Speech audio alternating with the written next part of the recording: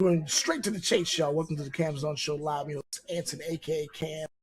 This is the Xbox Showcase Extended. Okay, going straight to it. Let's go. Thanks. I'll see y'all here.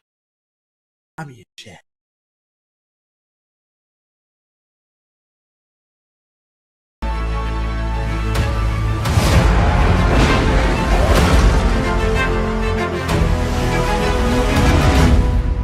Bring me that horizon. If we can imagine and know what to do, we can fall into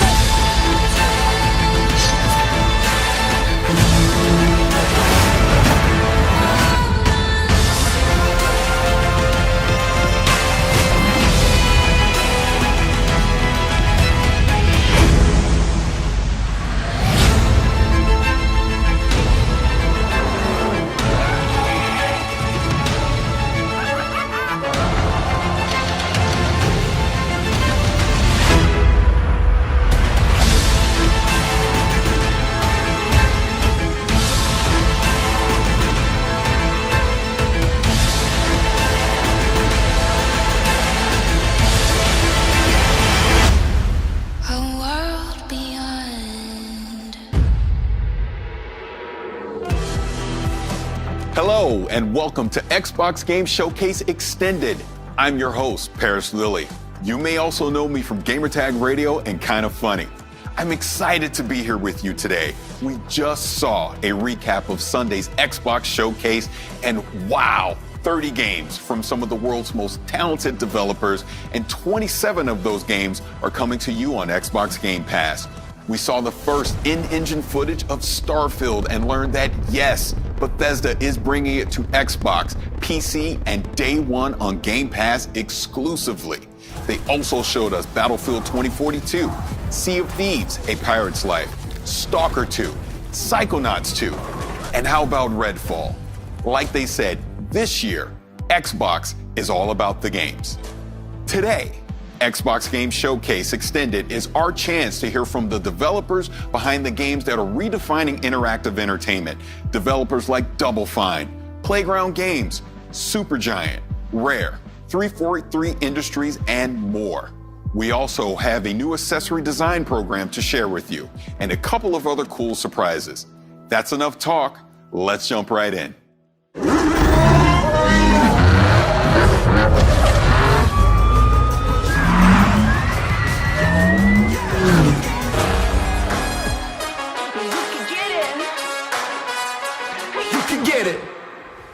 You can see it for yourselves. Forza Horizon 5 looks phenomenal. And here with us today, all the way from the UK, is Mike Brown from Playground Games. Mike, thanks so much for joining us. Hey, great to be here. Now, Mike, Forza Horizon has taken driving fans to Colorado, France, Italy, Australia, and the UK. How did you decide on Mexico for Forza Horizon 5? Yeah, so we knew right from the start that we wanted it to be the largest Horizon yet. But it's not far down the path from that you realize you don't want to go big if it's just going to be more of the same. So we also knew that it needed to be the most contrasting, most diverse open world we'd ever built. And then when you start to look at Mexico, it really is like the whole world in one country. It's got snowy peaks, tropical jungles, epic canyons, amazing beaches, beautiful architecture, incredible historic cities, but also modern cities as well. It really has everything. And then you add in the culture, the music, the artwork, the people, the history. And there really is no more exciting location for the Horizon Festival. Now that we're in Mexico, what are some of the authentic elements that we can expect in the game? Yeah, totally. So we've got the largest and most diverse world we've ever built. And as I mentioned just a moment ago, something that really excited us about Mexico is the culture. So we've worked with creatives from all across Mexico. We've had Mexican artists produce beautiful mural artwork that you'll find on the walls around the game. We've worked with Mexican music acts to produce original compositions for the game. We've worked with Mexican scriptwriters and actors so that all of those Mexican voices you hear in the game will sound really authentic. And perhaps not as obvious, but the other thing that is super authentic is all of our light data and skies. So we had a team out in Mexico with our 12K HDR sky capture rig. We captured more than 400 hours of sky data, and then we recreate that in game. So all of the light, the shadows, the color information, all of it is recreated in game based on real light data captured from Mexico. All of it is recreated in game based on real light data captured from Mexico. So everything you're seeing there just has that real authenticity, that feeling of reality. Now, we got a peek at Event Lab. Now, what can you tell us about that? Yeah, so Event Lab is a really exciting new suite of tools that will allow people in the community to create whatever they can imagine, really. If we look at the video right now, all of this that we see has been built using that Event Lab tool set.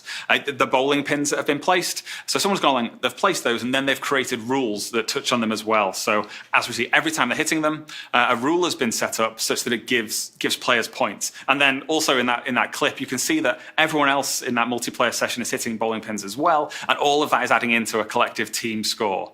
The rules could have easily been set up so that it wasn't a team score, that it was competitive. All of that creative freedom is open to players. It's as a game designer, I think it's the feature that I'm most excited about in Forza Horizon 5. And I would say as a gamer, it's a feature I'm definitely excited about because this really is going to open up some unique features between me and my friends. Now, with the power of the Xbox Series X and the S, what are some of the new technical features that we can expect? So in Forza Vista, we're really able to turn up everything, ramp everything on, turn on ray tracing, and we have the cars looking more realistic than they ever have before, unparalleled detail. But that detail, it does apply to the rest of the world as well. During the Xbox E3 showcase the other day, I mentioned we'd modeled the detail on everything, right down to the individual needles on the Choya cactus. That was just the plants that happened to be closest to the camera at that point. That level of detail is applied to everything that you see. And thanks to the power of the Xbox Series consoles, it's not just things that are right in front of the camera as well. We've really been able to push out all of the LODs and the draw distance and everything so that everything in the scene is full of that detail.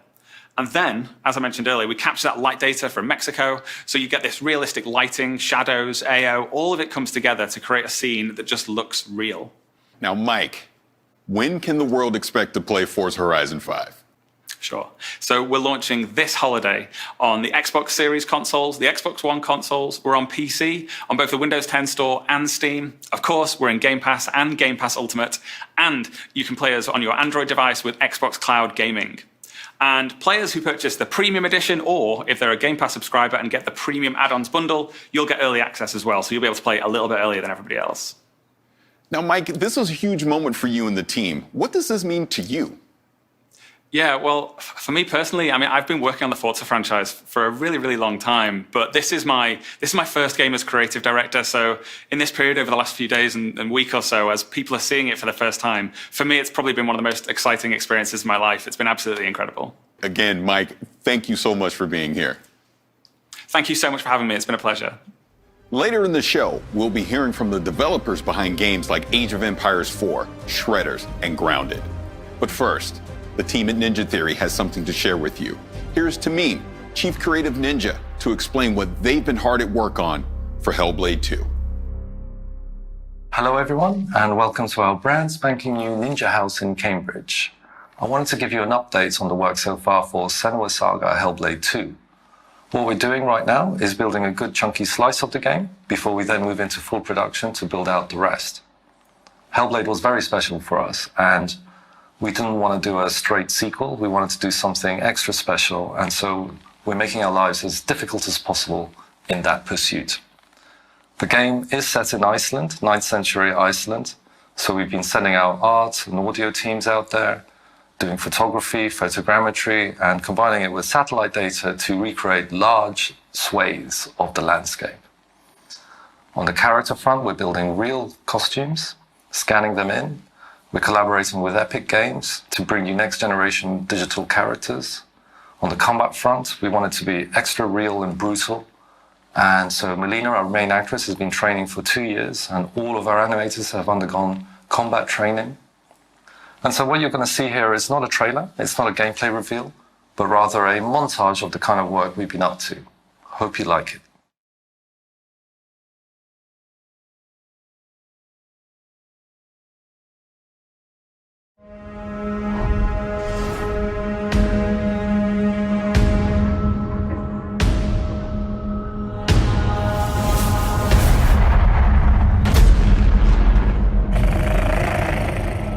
Will you follow me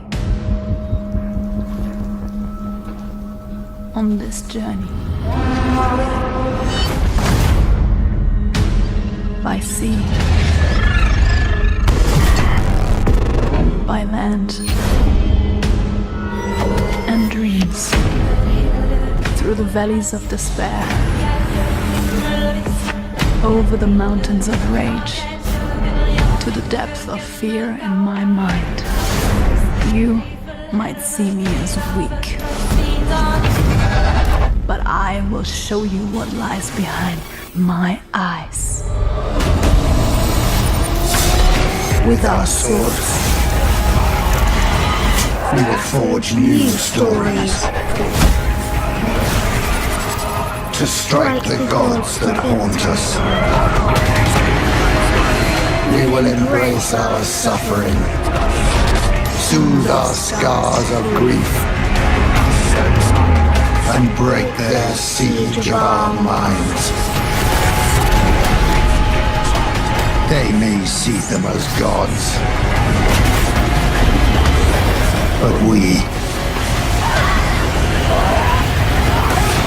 will show them what lies behind our eyes. Gá í á fjalli, yndis njóta.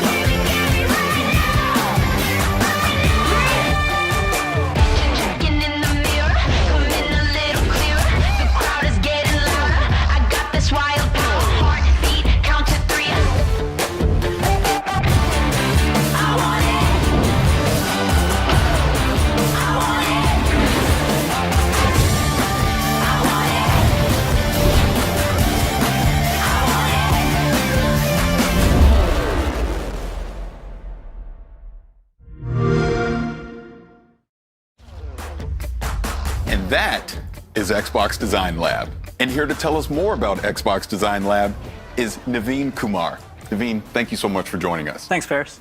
So, what is Xbox Design Lab? Design Lab is a controller customization service on Xbox.com where you can choose nearly any color combination you want for your controller and really make it yours.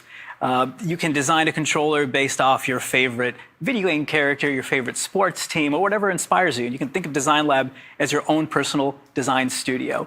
Now, we've originally launched Design Lab 5 years ago and have since sold millions of controllers to fans around the world. But then we had to take a pause as we brought up our latest generation of Xbox hardware. But now we're back offering customization on the latest generation Xbox wireless controller.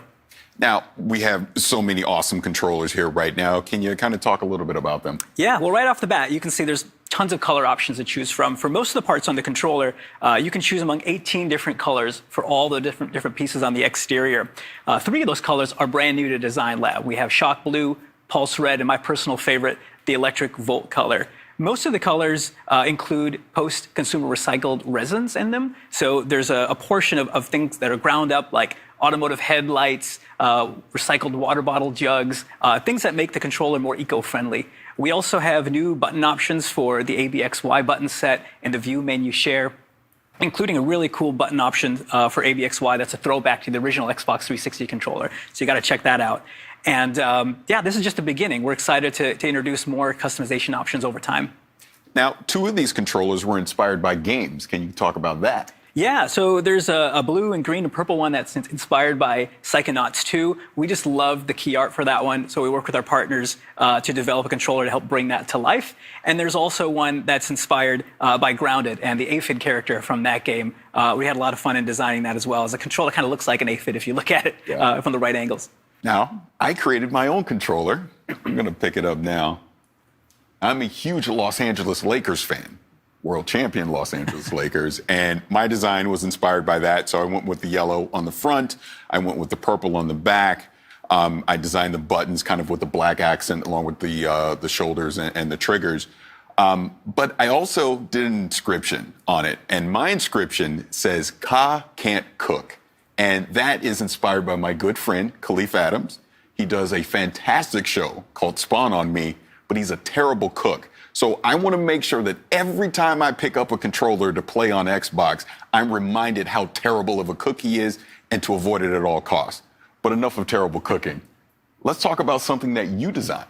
Yeah, I designed this controller right in front of me here. Again, on my favorite color, this electric volt. I just love the way that the midnight blue accents pop against it, the dark ABXY colors. And this one's inspired by a pair of sneakers I have at home, so I had to make a controller based off that. That's awesome. Now, one last thing. When can fans expect to start designing their own Xbox controllers? They can start today by visiting xbox.com/Xbox Design Lab. There's tons of inspirations to choose from. Customization is really fun. And we're shipping controllers to US, Canada, and most Western European countries. And these make great gifts, whether it's for yourself or that special gamer in your life. That is fantastic. Naveen, thank you so much for being here. Thanks, Paris. Later in the show, World's Edge will give us a deeper look at Age of Empires 4. But first, Tim Schafer is giving us a closer look at Psychonauts 2. Hi everybody, I'm Tim Schafer from Double Fine Productions, here today to take a deeper look into Psychonauts 2. Psychonauts 2 is an action-adventure game starring Rasputin Aquato, a powerful young psychic, also a trained acrobat, who ran away from his circus home to join the Psychonauts and expand and explore his psychic abilities. One of Raz's most important psychic abilities is that of astral projection, which allows him to project his psyche into someone else's mind and see their mental landscape made real. He can help them wrestle with their inner demons and fight their actual nightmares in person. Which means that the levels in the game are actually brains. And Psychonauts 2 has even more brains than the first game. One of the first brains you'll get to visit is that of Caligosto Lobato. Now, Dr. Lobato was actually a villain in the first game, but after Raz fought him, they kind of became friends. He actually has a piece of information that Raz wants, which is who kidnapped Truman Zanotto. And Dr. Lobato wants to tell you, but he can't, because of something going on deep in his unconscious mind. So Raz has to travel, along with Sasha, Mia, and Coach Oleander, into his mind and try to extract that information.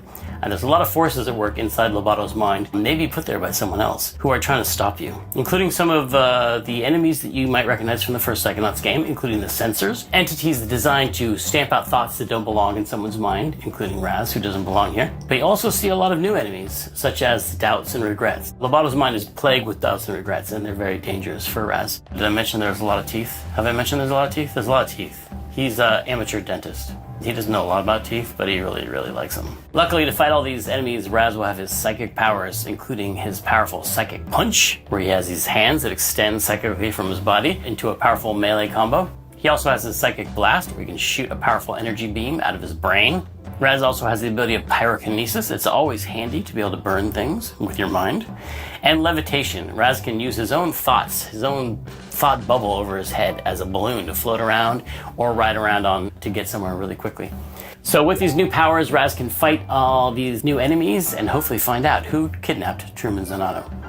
Now, while Truman's been kidnapped, the person running the Psychonauts is Hollis Forsyth, the second head of the Psychonauts. Hollis is also the head of the intern program, which is what Raz has joined now that he's become part of the Psychonauts. And he is invited into Hollis's brain for instruction. Hollis is teaching him a new psychic ability called mental connection, where you can see two thoughts in someone's mind and connect them, sometimes creating new thoughts, making new things happen. While Raz is training in mental connection inside of Hollis's mental classroom, he experiments a little too far and accidentally, maybe slightly on purpose, creates a lot of interesting gambling inside of Hollis's mind because he wants to go on the mission to the Lady Luctopus Casino.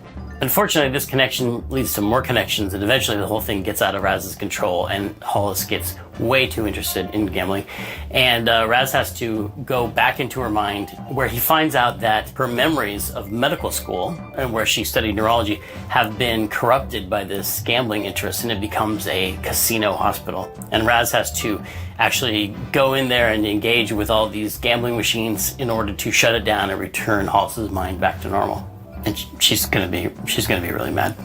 Inside Hollis's mind, you'll see bigger, tougher sensors that have turned into bouncers inside the casino, and also a new enemy called Bad Idea. Where Bad Ideas spawn actual nasty-looking light bulbs over their head that become dangerously explosive and blow up in Raz's face. Now, headquarters. One of the things that happens in Psychonauts 2 that's most exciting to Raz is that he gets to visit the headquarters of the Psychonauts themselves, which is called the Mother Lobe. This is the center for all Psychonauts activity, and Raz gets to see his old friends Sasha and Mia, who were counselors at summer camp in the first game. He now gets to see where they work. He gets to see their offices, he gets to see their labs, he gets to see their co-workers, other agents in the field, but also he gets to see the admin and maintenance staff as they go about their business and hang out in the cafeteria, and sort of the everyday happenings of what appears to be normal in the Psychonauts world. There are a lot of little hidden pathways and treasures around the base that he can find, side quests and scavenger hunts and things that you might recognize from the first game. There's a lot of characters to meet, a lot of fun things to discover, a lot of secrets about the Psychonauts themselves, and the lore of the founding of the Psychonauts, including the Psychic Six, who were seen on stumps around the campfire in the first game, but now we get to go much deeper into the story of how they played a part in the founding of the Psychonauts, how they were brought together and recruited by Ford Cruller and turned into this amazing international espionage force. One of the things that was so important about the first game was exploring this natural environment around the summer camp, all the little hidden paths and caves where Raz's adventures took place. And so in the second game, we've expanded on that. There's an even bigger natural environment, multiple natural environments around the headquarters that you can explore.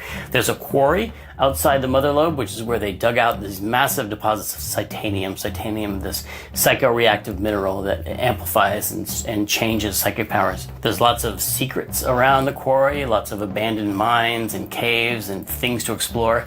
And next door to the quarry is an abandoned roadside attraction called the Questionable Area, a sort of power vortex of strange happenings, which is also caused by the titanium deposits in the area. Water flows uphill, animals behave strangely. There's caves dedicated to the mystery of the Sasclops, which is a giant one-eyed being that might have existed and might not have. Here in the Questionable Area, Raz's family is camped out, his entire family. As if to embarrass him in front of his new Psychonauts friends, his family has showed up and they want him back in the circus. It turns out some of his family members, including his own father, have a little bit of psychic power themselves, and they'll be exploring that in Psychonauts 2, and you'll get to find out who put this curse on Raz's family to die in water. The Aquatos have been cursed by a mysterious character to all die in water, and this manifests itself in the form of the Hand of Galokio, which is this hand that comes out of the water, which is really just Raz's psychic construct. Raz is so afraid of water because of the curse put on his family that every time he comes near water, this creepy hand comes out and tries to grab him and pull him under, which is all happening inside of Raz's head.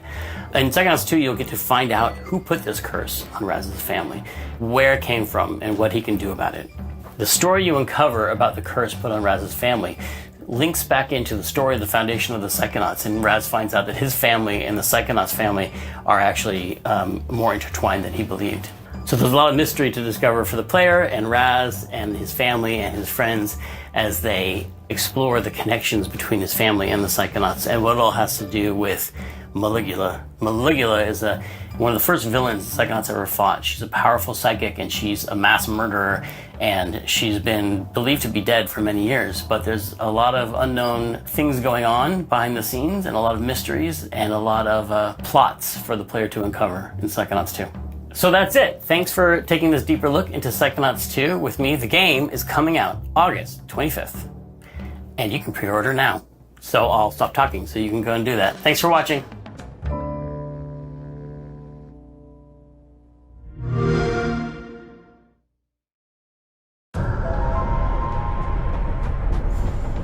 Hello? Nessa! Liu! Lance! Yawn! Thanks. No problem. Stick together and let's do this! Is this a disco? This I do not like. I could use some help! Hit your pulse! This is not good. This is not good. What if we open the doors and run? Just run. No stopping, no shooting, just straight to the bridge.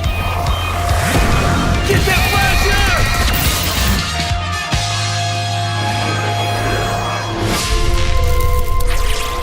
fire! Heavy.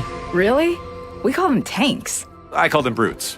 From Latin, Brutus. We'd sound smart calling them brutes. Eon, you don't want to get in here and help name these? Nah, I'm good. Brute!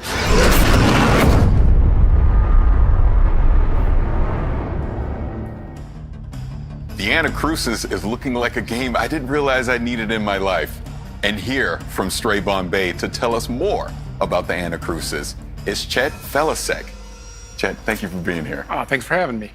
Now, talk to me about this game, the Anacrusis. What's the concept? How did you come up with this? So I grew up with late 60s, early 70s sci-fi. I love that stuff, right? Logan's Run, Yes. Battlestar Galactica, Space 1999. That wasn't cheesy to me or campy. That was just the way sci-fi was. And so we wanted to set a game in that world, right? We have those cool colors, cool shapes, fantastical sci-fi weapons and creatures. And then it also lends itself to, we wanted something that was positive about the players, the characters, you're working together. Sure, there's aliens. Sure, you're fighting them. Sure, you're trying to save Earth.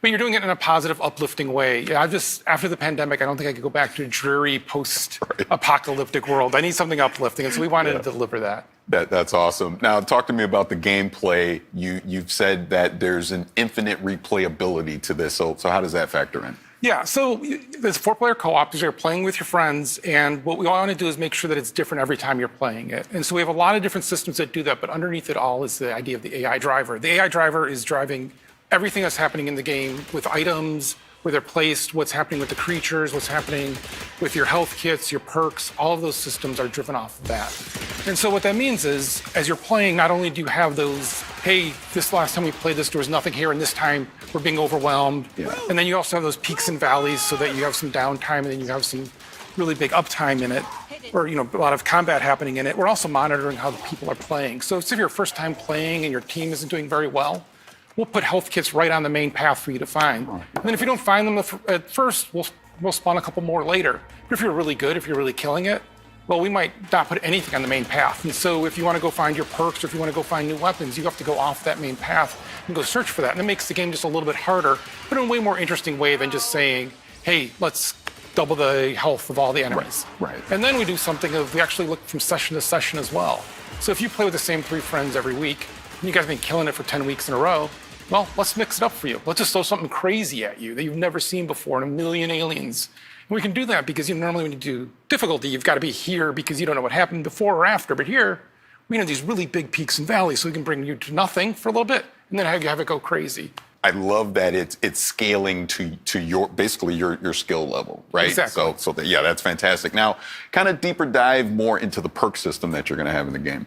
So for the perks, we looked at a lot of games where you start with, let's say, a class-based thing, and then if you're playing with your same friends, well, I'm going to be support, you're going to be carry, someone else will be how. Like we kind of get into a rut of what systems we're playing and how we're playing. And so we want to be able to mix that up so that every time you're playing, you're also kind of choosing your role based on the perks you're getting. So perks come in this thing called a meta compiler, and you have to go find the meta compilers in the world. And once you find one, you'll have from 1 to 3 perks to choose from. And then over time, you're essentially building a deck for your character. And so you might have it where, if you saw in the trailer, there's a pulse, which is kind of like a melee shove. Well, you can invest into that, and you can have one that you can now recharge your pulse faster, and now it protects your other players around you. And then it gets more powerful, and you can actually do damage with it. So all of a sudden, you went from being a support character playing in the back to leading the charge going forward and knocking down aliens and everyone else blasting them. Or you'll get a bunch of perks that are about investing in one weapon and making it where when you do headshots, it actually does damage to other aliens around. So now you're the sniper hanging back. And so it's really mixing up that kind of experience that you're having. And you'll earn these perks as you play. So the more you play, the more perks you have. But since we want the game to always be great to play with your friends, if you've been playing, let's say you play with me. I've been playing 400 hours. You're brand new. Yeah. Well, we share the perks. So you get all the perks that I have available to me as well. So that way you get to have that experience of all that craziness in your game as well. Because it's all about having fun with your friends. Right, the shared experience with your friends. Now, we kind of already talked about the inspirations, like 2000. I looked at that and it was like 2001 Space Odyssey was the first thing I thought of. But let's talk more about the enemies in the game. What was some of the inspirations for that? So the enemies is we kind of want to look at it of how we want the players to behave as well as feel. And so we bring in outside playtesters every week. They play our game, we watch them, and what we'd see is really good teams would stick together really tightly. And even if we send something like the Brute at them that spreads them apart, they'd quickly form back together. So we created something called the Spawner. And this is just a good example of kind of how we approach the design. The Spawner you hear off in the distance, and you'll hear it, and you know what it's doing. It's spawning things. It spawns these little turrets that come at you. They're not the worst thing, but they're going to be unrelenting until you kill the Spawner. And so you'll be sticking with your team, and you'll be like, oh, wait a minute. If the Spawner comes now, and this turrets come, and we've got a guy down, we've got to go over there, I'm not sticking with my team. I'm going to go hunt that thing down. I'm going to go kill it. So you go run off, you kill it, you're feeling good about it, and all of a sudden you realize, wait, where are my teammates? I'm all alone. There's other specials here. Oh, I'm in trouble. And it's trying to create those kind of moments where it's mixing it up, where you always want to have it where it kind of almost takes turns of one player's the last one surviving, they're the last one up, and they're helping everybody else up and get it going. And so really looking at having those enemies give you those moments for how it affects the players. Bonus question for you. What does the anacrusis actually mean? So anacrusis is a musical term. It means the notes before the song, the little kind of intro. And for this, we have a character, Boris, that you never meet. And the other players just talk about it, because I thought it was fun to have this character that you never really are sure who they are because it's everyone else describing it. And she named the barge that you're on, that you're launching these missions, the Anacrusis. And her thought there was, this is not the main event. This is not us against the aliens with fighter pilots and everything else. This is just regular people. This is the pre-battle to the battle. This is finding out about these aliens and what just happened.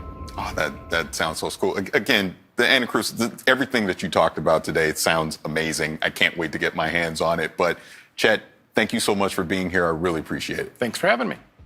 We've got so much more coming in today's show, including Obsidian Entertainment with Grounded, iLlusions and Let It Roll with Shredders, and 343 Industries with a deeper dive on that incredible multiplayer trailer for Halo Infinite.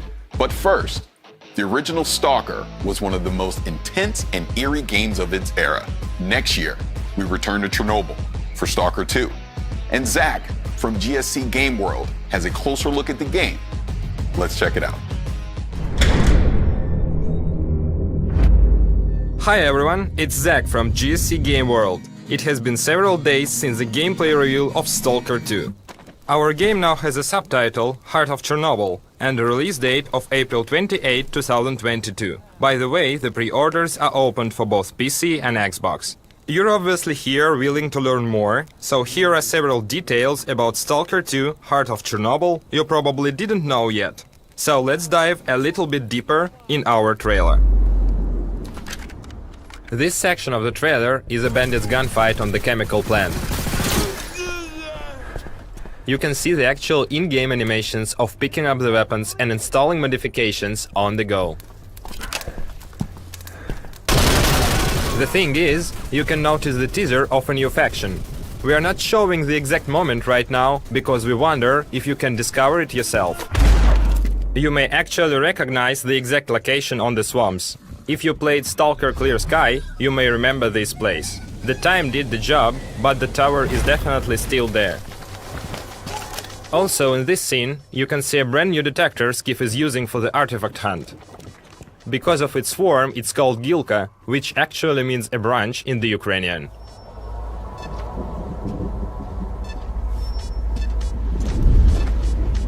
The artifact Skiff is going to collect is called Jelly. In-game, it recovers your stamina. Moving to the Dancing Man scene. Before you ask it, yes, there will be a lot of characters with an interesting fate in the zone. His hideout is located in Chernobyl too. That's a town not so far from Pripyat you have seen in the gameplay teaser.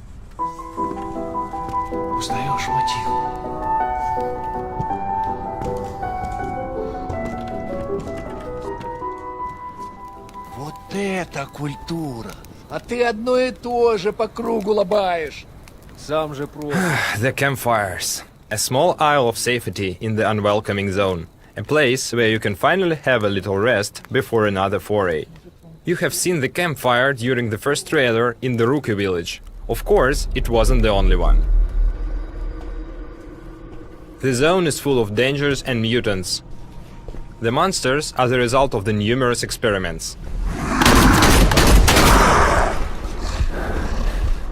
We're not ready to show you all of them, so let's stick to the old good bloodsucker for now. Считаешь, я не думал, как обойтись без его смерти?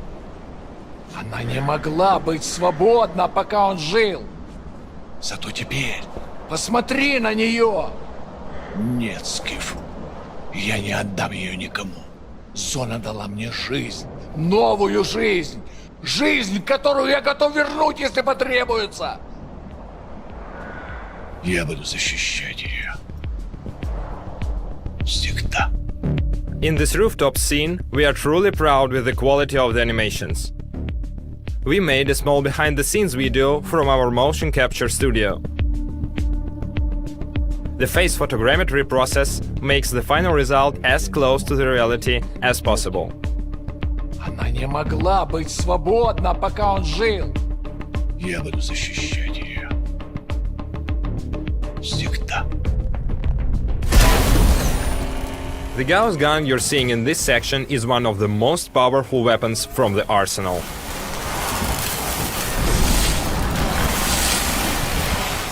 Охренеть. Похоже, пора. И куда ты теперь? В Припять. Moving to the final thing for today, the man at the end of the trailer is Sergei Grigorovich, the creator of the Stalker series. Удачной охоты, сталкер. Thanks for joining us today. We can't wait for the moment when the time comes to enter the zone on April 28, 2022. As you just saw, Stalker 2 is shaping up to be something special, and I can't wait to play it next year when it comes to Xbox, PC, and Game Pass on day one. On Sunday, we saw the trailer for A Plague Tale Requiem, the sequel to the award-winning A Plague Tale Innocence. And for those of you who are fans of the original, we've got some good news for you too. Amicia, I want to see Mommy. Where is he?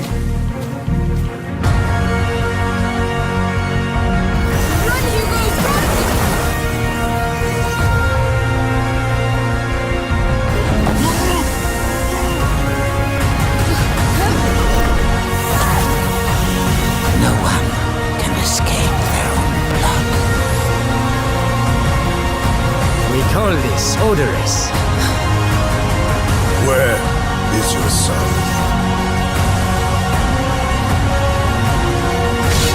You have come to challenge me?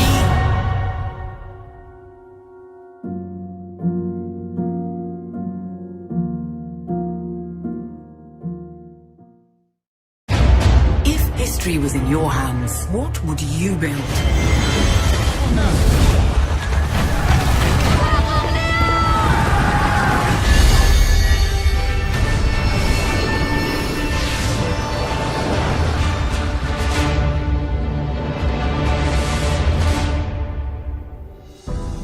The King is back, and here to tell us more about Age of Empires 4 are Adam Icegreen and Emma Bridle from World's Edge.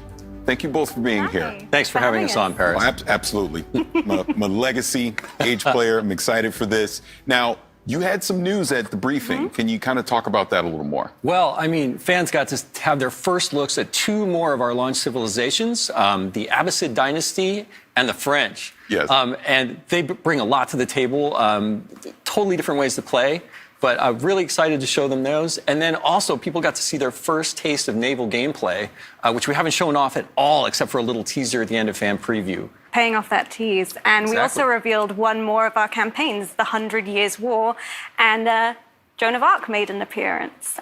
We also announced that the game is coming October 28th, and it's coming to Windows Store, Steam, and, of course, Game Pass for PC. Now, earlier you mentioned the two civilizations, the Abbasid Dynasty and the French. Can you kind of go into detail about that? Sure. Yeah, I guess I'll start. The Abbasid. So the Abbasid dynasty is this amazing technological powerhouse of a civilization that has a really unique mechanic that we're bringing to them in Age of Empires 4. It's actually unique across all the civs that are in the game, in that they construct this bastion of knowledge called the House of Wisdom, and they can keep upgrading it with different wings, and that gives them a host of incredible technologies that leverage their army, their economy, their resources. But beyond even that, they have an incredible amount of fun units, especially camels. Unique to the civs again, the launch civs for Age of Empires 4 is camel units. And these camels have amazing abilities to buff the other units in their armies. And so you have these wonderful diverse mixes where you always want to be throwing different units together, but always including camels for the different kinds of buffs and advantages you can give to your civilization. It's great. And the French are really, really strong with trade. They've got some great options that are going to make your late game really, really interesting. They have a landmark called the House of Commerce. And for your units, you're going to really want to focus on knights and lancers. Those are your powerhouses. But the French actually made an appearance in the trailer as part of the 100 Years War campaign. And as you can see, Joan there, I'm actually wearing her around my neck. She's a feminist icon from history.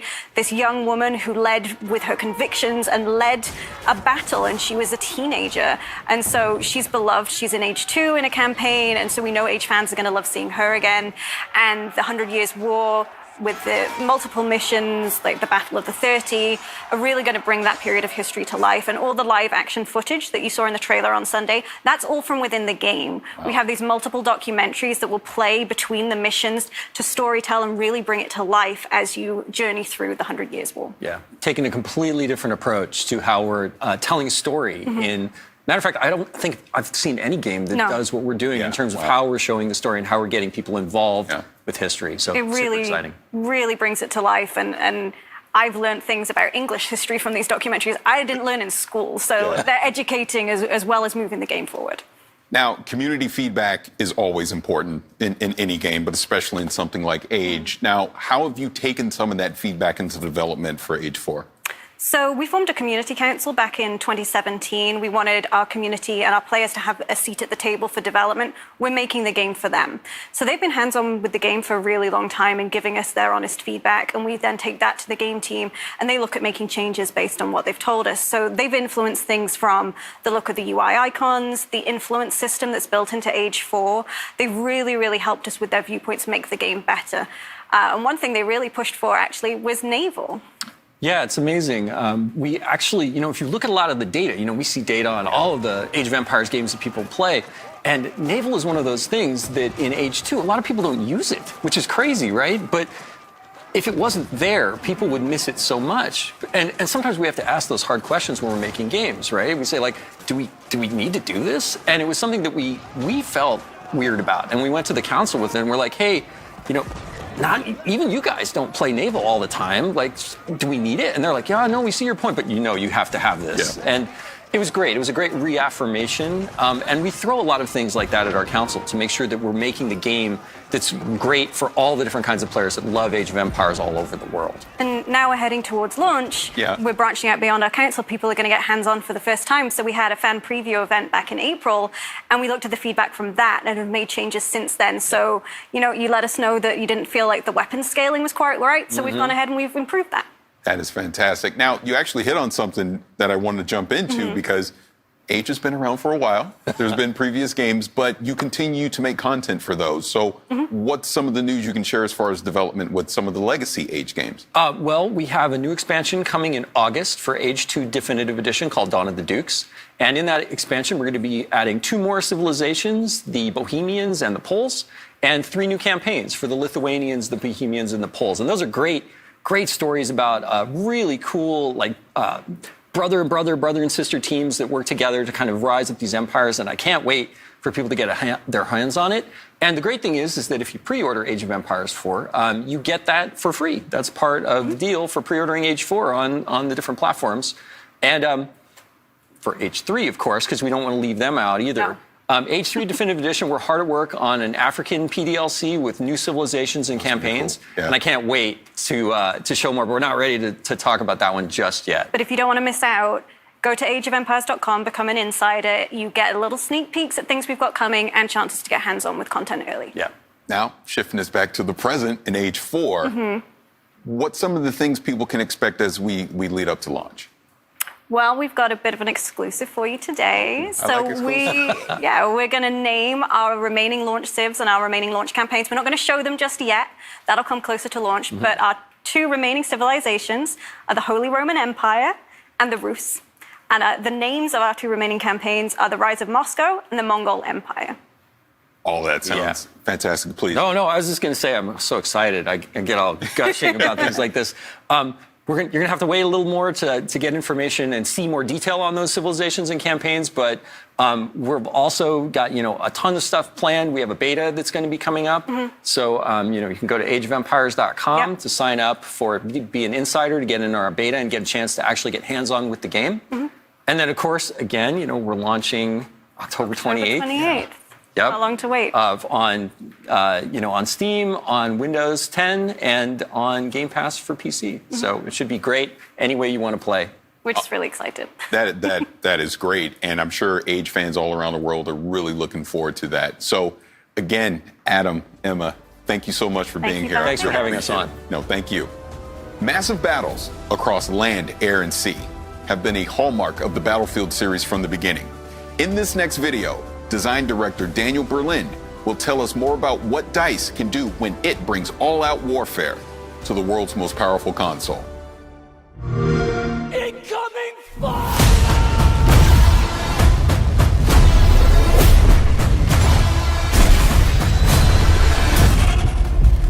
Attention all squads. The thing that will really excite players is the introduction of all this cutting-edge technology that we're just infusing into the sandbox. I think just having the comeback of the helicopter on the battlefield, it just introduces a whole new layer to the sandbox. It just gives players so much more tools that makes it more Battlefield than it's been in a very long time. We really enable our players to be really, really creative with the tools we give them. And that's what Battlefield is kind of all about. Being in a massive, open war setting and being able to say like, hey, there's a problem over there, go solve it. And the players actually choose how they want to solve that problem, and through that process create their own Battlefield moments. So in 2042 you will experience 3 really distinct experiences. The one we're talking about right now, we're talking about today, is the experience that we call the all-out warfare experience. Now, this is the place you go in 2042 when you want to have those classic Battlefield experiences, this massive war where it's, air, land, and sea just coming together in these massive battles. But we've actually made a distinction between 2 separate experiences within the all-out warfare experience, and that's Conquest, which is very much a staple for our franchise. It's something that our fans know and love, and we're just taking the Conquest experience to the max this time around. Conquest is all about the freedom, the access to the sandbox, being able to choose where you fight, how you fight, where you want to go. But it's also experience that will allow players to kind of choose their own pacing, and there's moments in Conquest where it's complete chaos. When a lot of players just converge on a single point and the chaos goes up to the maximum.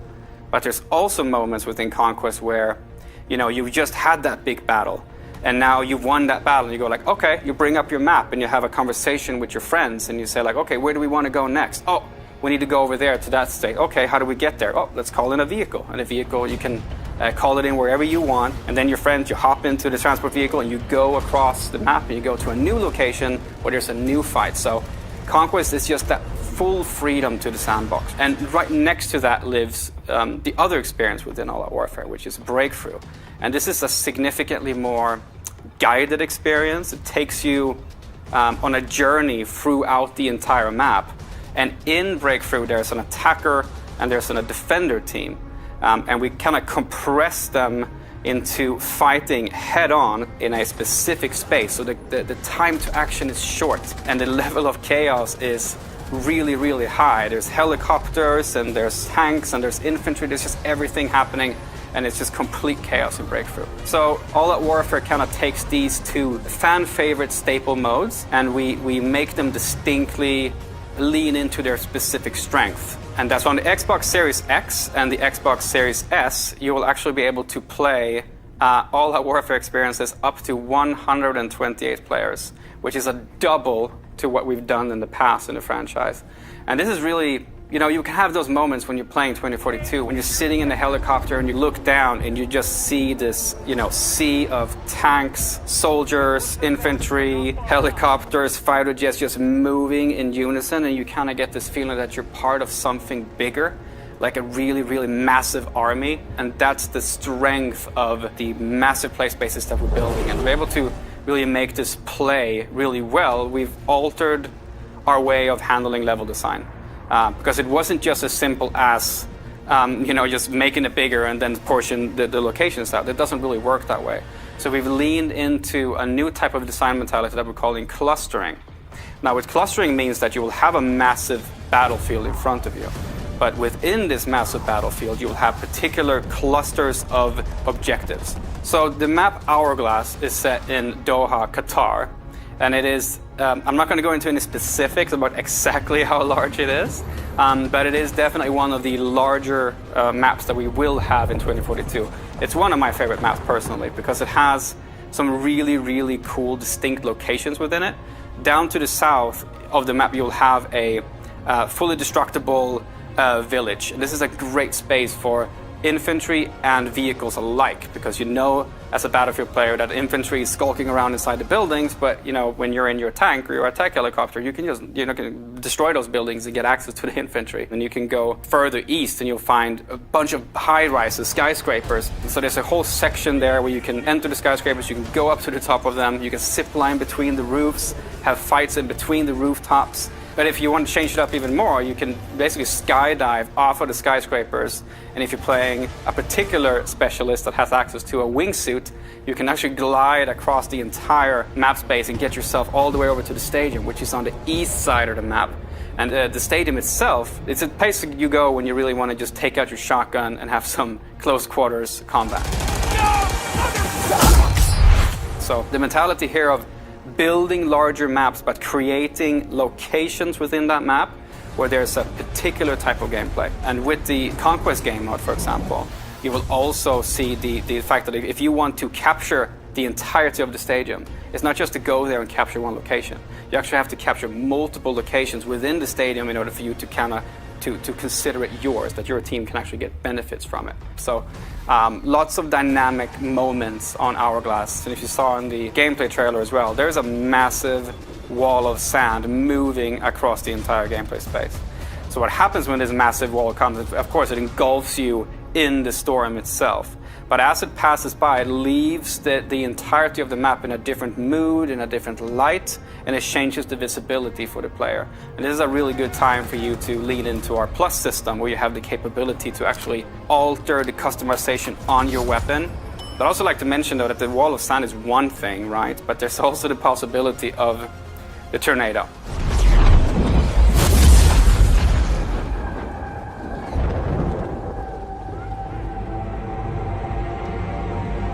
And the tornado is this massive disruptor that just comes into the play space, and wherever it goes, destruction follows. It's a massive, moving physical entity that will pick you up, throw you across the map, pull helicopters into it.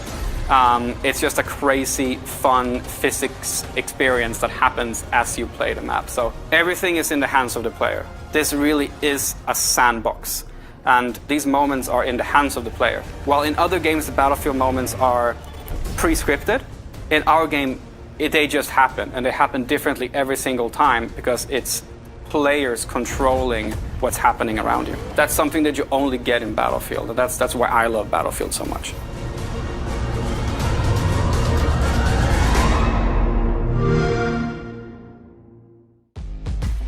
Epic action at an epic scale is what we all want from Battlefield 2042, and DICE looks poised to deliver. During the showcase on Sunday, we announced an exciting collaboration between Rare, Xbox, and Disney. With Sea of Thieves, A Pirate's Life, a free update which brings Captain Jack Sparrow and his crew sailing into the Sea of Thieves. Today, we're premiering a brand new trailer showing some of the gameplay you'll experience when you team up with Jack Sparrow for this all-new adventure. I can't wait to be a part of this crew. Let's take a look.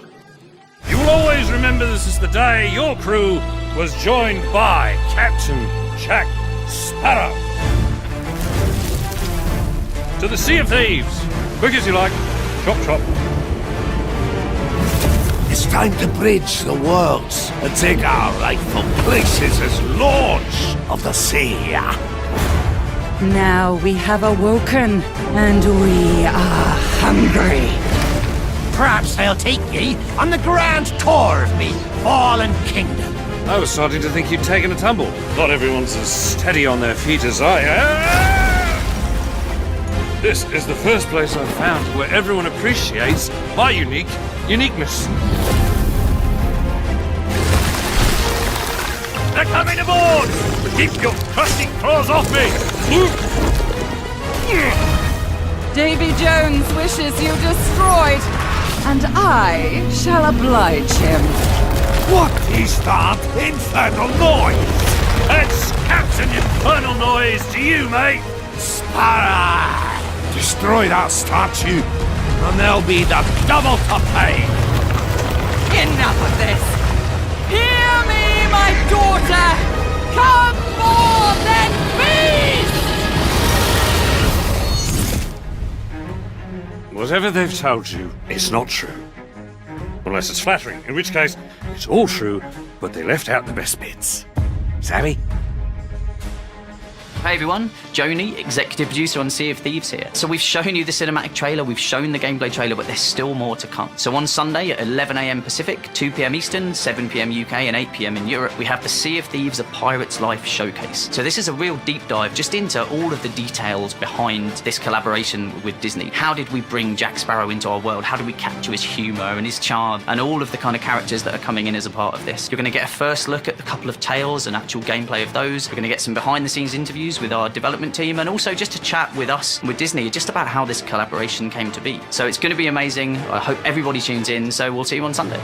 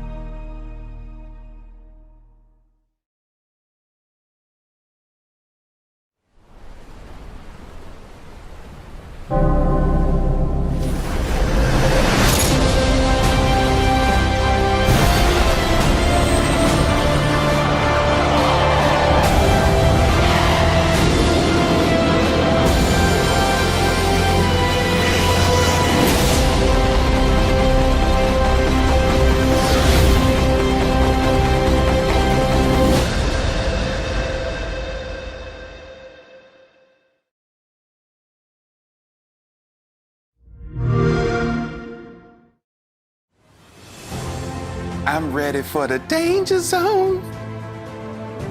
But we'll get to that in just a second. When Microsoft Flight Simulator launched last year on PC, reviewers and gamers alike were blown away by the stunning visuals and the depth of simulation. Joining us is Jorg Newman, the head of Microsoft Flight Simulator. Jorg, thank you for being here. Really appreciate it. Good to meet you. Those are cool glasses. You get your jacket. Yeah, I got my jacket as well. So you had some announcements this Sunday about Microsoft Flight Simulator. Can you go into that a little bit? Yeah, it was super cool. We announced that Microsoft Flight Simulator is coming to Xbox Series X and S. And the franchise has an awesome history on the PC. It's going back all the way to 1982. You know, it predates Office and Windows. And when we launched last year, it was on the PC only. And it was a really warm welcome from simmers and from press and from people who have never flown flight sim before. So we're super excited that it comes to console now. And so for the first time in the history of the franchise. So I've been playing Flight Simulator since last year on PC. I have a 3080, but it is now coming to the Xbox Series X and S. What sorcery are you doing to get this running on both of those consoles? I have to know. I think it's a combination of two things, really. I mean, first off, it's a super powerful console. Yes. And then we are really using the Microsoft tech stack in an interesting way. So as you know, Series X and S is like a beast. The GPU is awesome, super powerful CPU with multiple cores, RAM, fast RAM. We can run in 4K. That's super important for planes because you sit there in the cockpit, you need to be able to read all the text. SSD, fast internet. So it's basically the equivalent of a really powerful high-end PC. And on top of that, on Flight Sim, we're using the Microsoft stack a lot. Like we have 2.5 petabyte of data. It's 1.6 million CDs sitting on Azure. And we're basically streaming that down as you go. And we also do machine learning algorithms up there, and that is how we build procedurally in runtime 1.5 billion houses and 2 trillion trees. So it's a combination of those two things. Super powerful console, super good use of the Microsoft tech stack. You get it to work on console. That is fantastic. Now, with Xbox Game Pass and with it coming to console, you're going to expose Flight Simulator to a lot of new gamers, right? So what are some of the things that you're going to do to make it more accessible to a wider audience? So you're exactly right. We had a little bit of that last year when we launched because we knew the flight simmers, that's their hobby. They came in, they know everything about aviation, they know exactly what to do. But we had a lot of people come in through Xbox Game Pass on PC and basically tried for the first time. So even on the PC launch, we did a bunch of work on onboarding with tutorials. We gave some assistances. But now for this Xbox version, we're actually doing a ton more. And I actually brought you a little video. And so there's 5 things we did. The first thing, if you're becoming a pilot, the first thing you do is you do a discovery flight. It's basically, you know, you have a flight instructor next to you. He does most of the work, he or she. And you get to steer the plane and feel really good about yourself, right? And so we said, we need to recreate that. So we picked 10 places on Earth, like some of the most compelling places, like Mount Everest, or Rio de Janeiro, or New York, or the pyramids. And we basically put you in a plane, it's ready to go, it's beautiful weather, and all you need to do is fly and have fun. And it really is an onboarding experience, is super good. And then we noticed on the PC side that people really love to explore the world in Flight Sim. I did that. I've spent like a month in South America, and I've never been to South America, and it was super cool. But it was only visuals. And, you know, so you didn't quite understand how everything fits together. So now we added labels.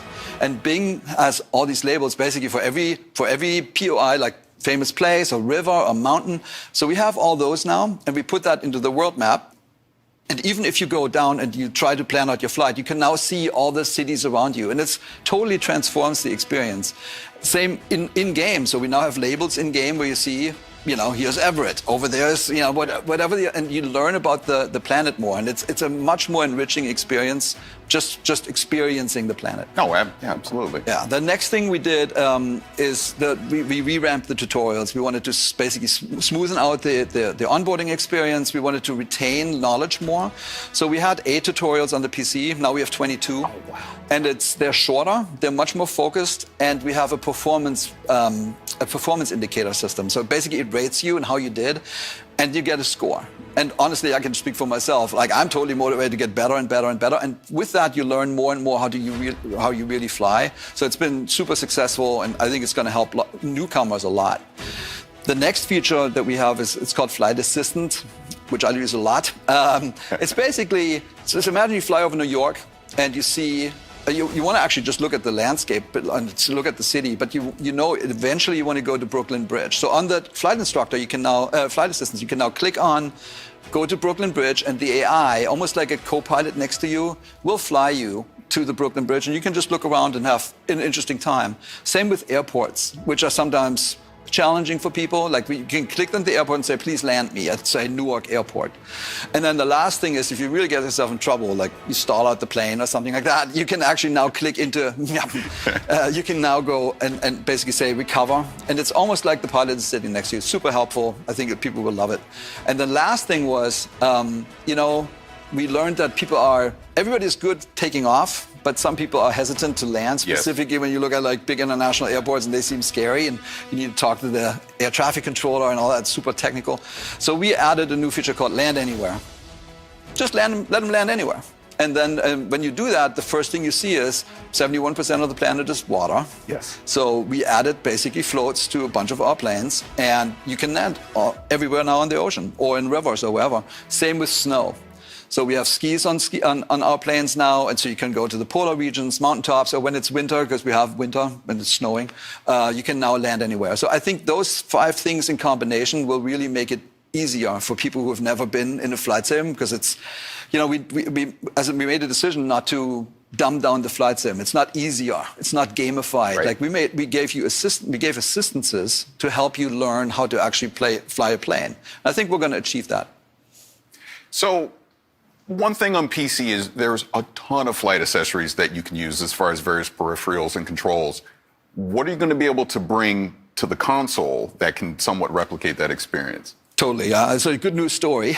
So there's 2 really good flight sticks already on the console. It's the Thrustmaster T-Flight HOTAS 1, if you have that. And then there's also the HOTI HOTAS flight stick. And so we fully support those 2. And then we worked with all the main top-notch peripheral makers, both on PC and Xbox. And all I can say is there are going to be some really good announcements coming up. Yeah. And for Core Simmer, I can say you can now play. We have the software to have a full Core Sim experience, and we'll have the hardware on Xbox. All for the first time on a console. It's going to be great. Oh, that's going to be great. Now, we obviously had the funny start with the Top Gun Maverick expansion pack. You announced that. But can you go into a little more detail about that? Yeah, I mean, you can expect. We couldn't be more excited, right? Like, I mean, it's really like a dream come true. If you think about entertainment and the franchises that celebrate aviation, you will actually come to Microsoft Flight Simulator and Top Gun, and it's a perfect marriage.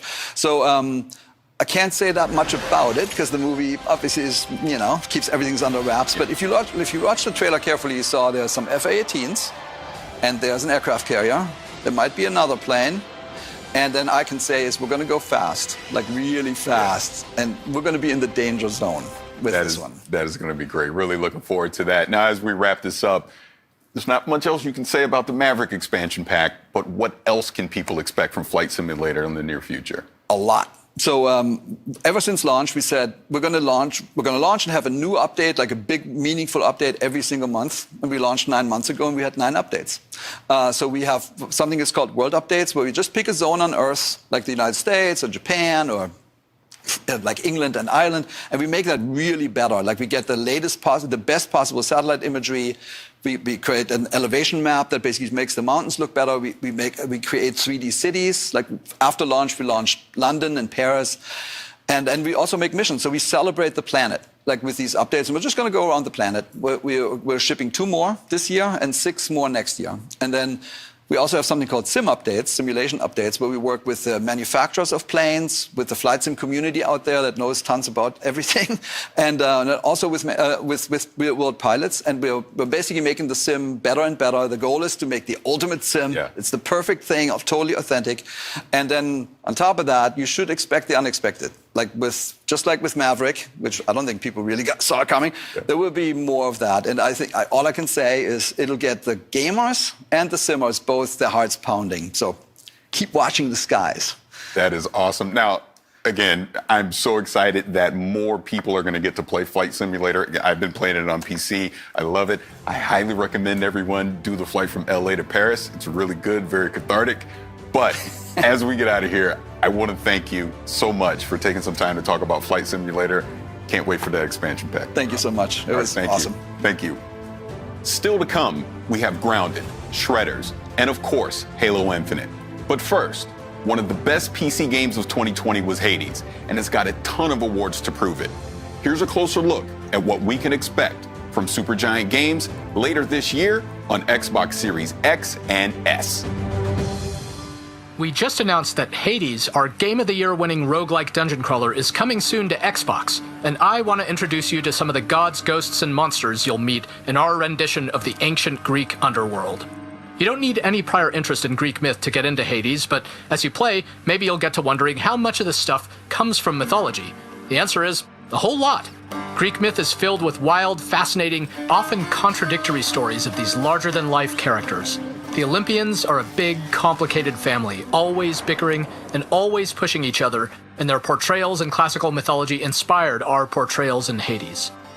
Let's start with Hades himself. What is it now? I've a mountain of infernal parchment work. He's often relegated to the role of villain in many modern adaptations of Greek myth, but in classical mythology, he's a complicated guy, and much more principled than some of his brothers or sisters. He's so fascinating, we made a whole game about him.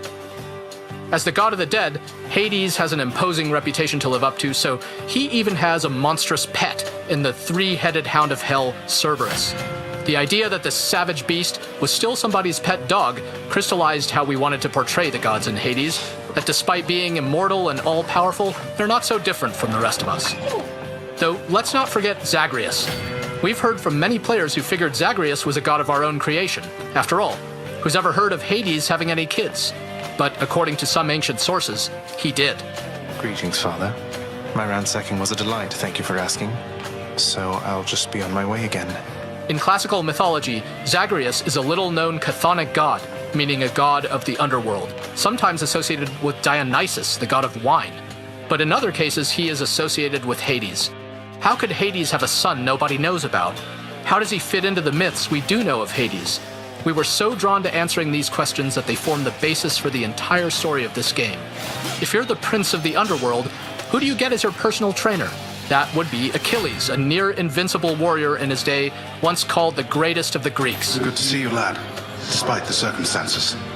Remember your training out there. The pain of death is but another obstacle. Hades takes place after his untimely demise during the Trojan War, once he's had a lot of time to reflect on his life choices. Achilles lived in glory, so he's got an okay gig in the afterlife, but some wretched souls end up in a really bad spot in the underworld. And for better or worse, they get to meet Megara. Ever stubborn, aren't you? Maybe my whip might make you reconsider whatever it is that you're attempting here. She is one of the three Fury sisters tasked with torturing some of the absolute worst souls for all eternity. And in our game, she's also tasked with making sure Zagreus doesn't make it out of the underworld. These two have a lot of history, and since the story of Hades keeps moving forward each time you play, the more you run into Megara, the better you'll get to know her. There's also Thanatos. Death approaches. He may decide to drop in on you when he isn't busy whisking the souls of the recently departed to the underworld. Thought you could just get away from me, did you? He is the personification of death, according to Greek myth, though represents more of a peaceful death than, say, the kind that happened a lot during something like the Trojan War. So even though he can seem a little sinister at first, in the spirit of the mythology, we wanted our Thanatos to have a gentler side. Thanatos has a couple of brothers in Hades, such as Hypnos here, the personification of sleep. What? Paul says here one of the wretched thugs got you. Too bad. When he's not dozing on the job, Hypnos can comment on every single possible way you can die in this game, of the dozens and dozens of different possibilities. Where did all these gods of the underworld come from anyway? According to the Theogony, an ancient Greek creation myth by Hesiod that introduces all the gods and their ancestors, many of the chthonic gods came from Nyx, the personification of night. Darkness guide you, child. You have outgrown this house. Of that I am now certain. Should you return again here, I shall keep you safe. She is a primordial goddess, meaning she is much older even than Hades or the Olympians.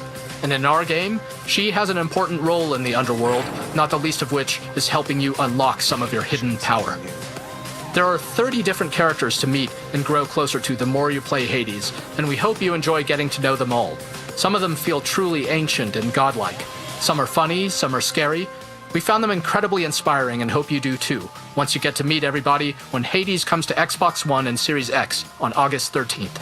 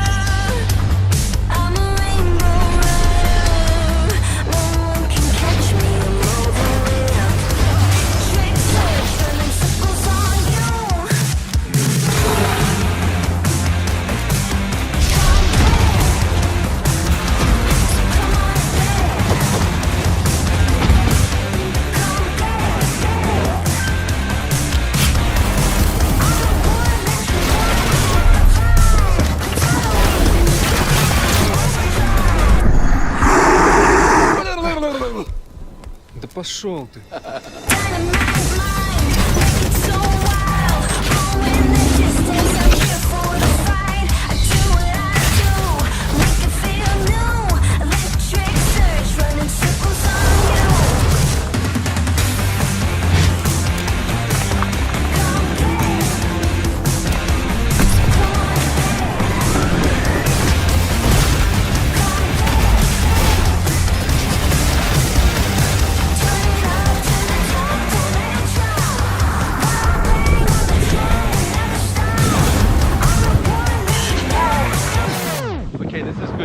This is really good. Holy spluttering whipple.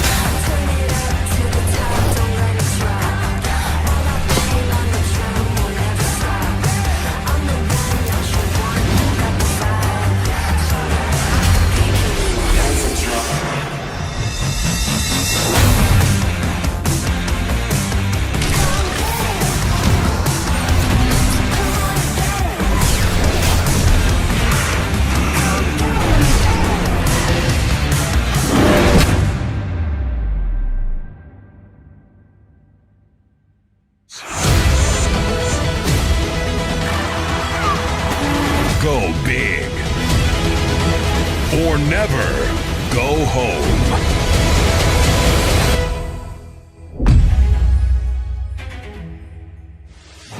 Here to tell us more about the Grounded update are Adam and Eric from Obsidian Entertainment.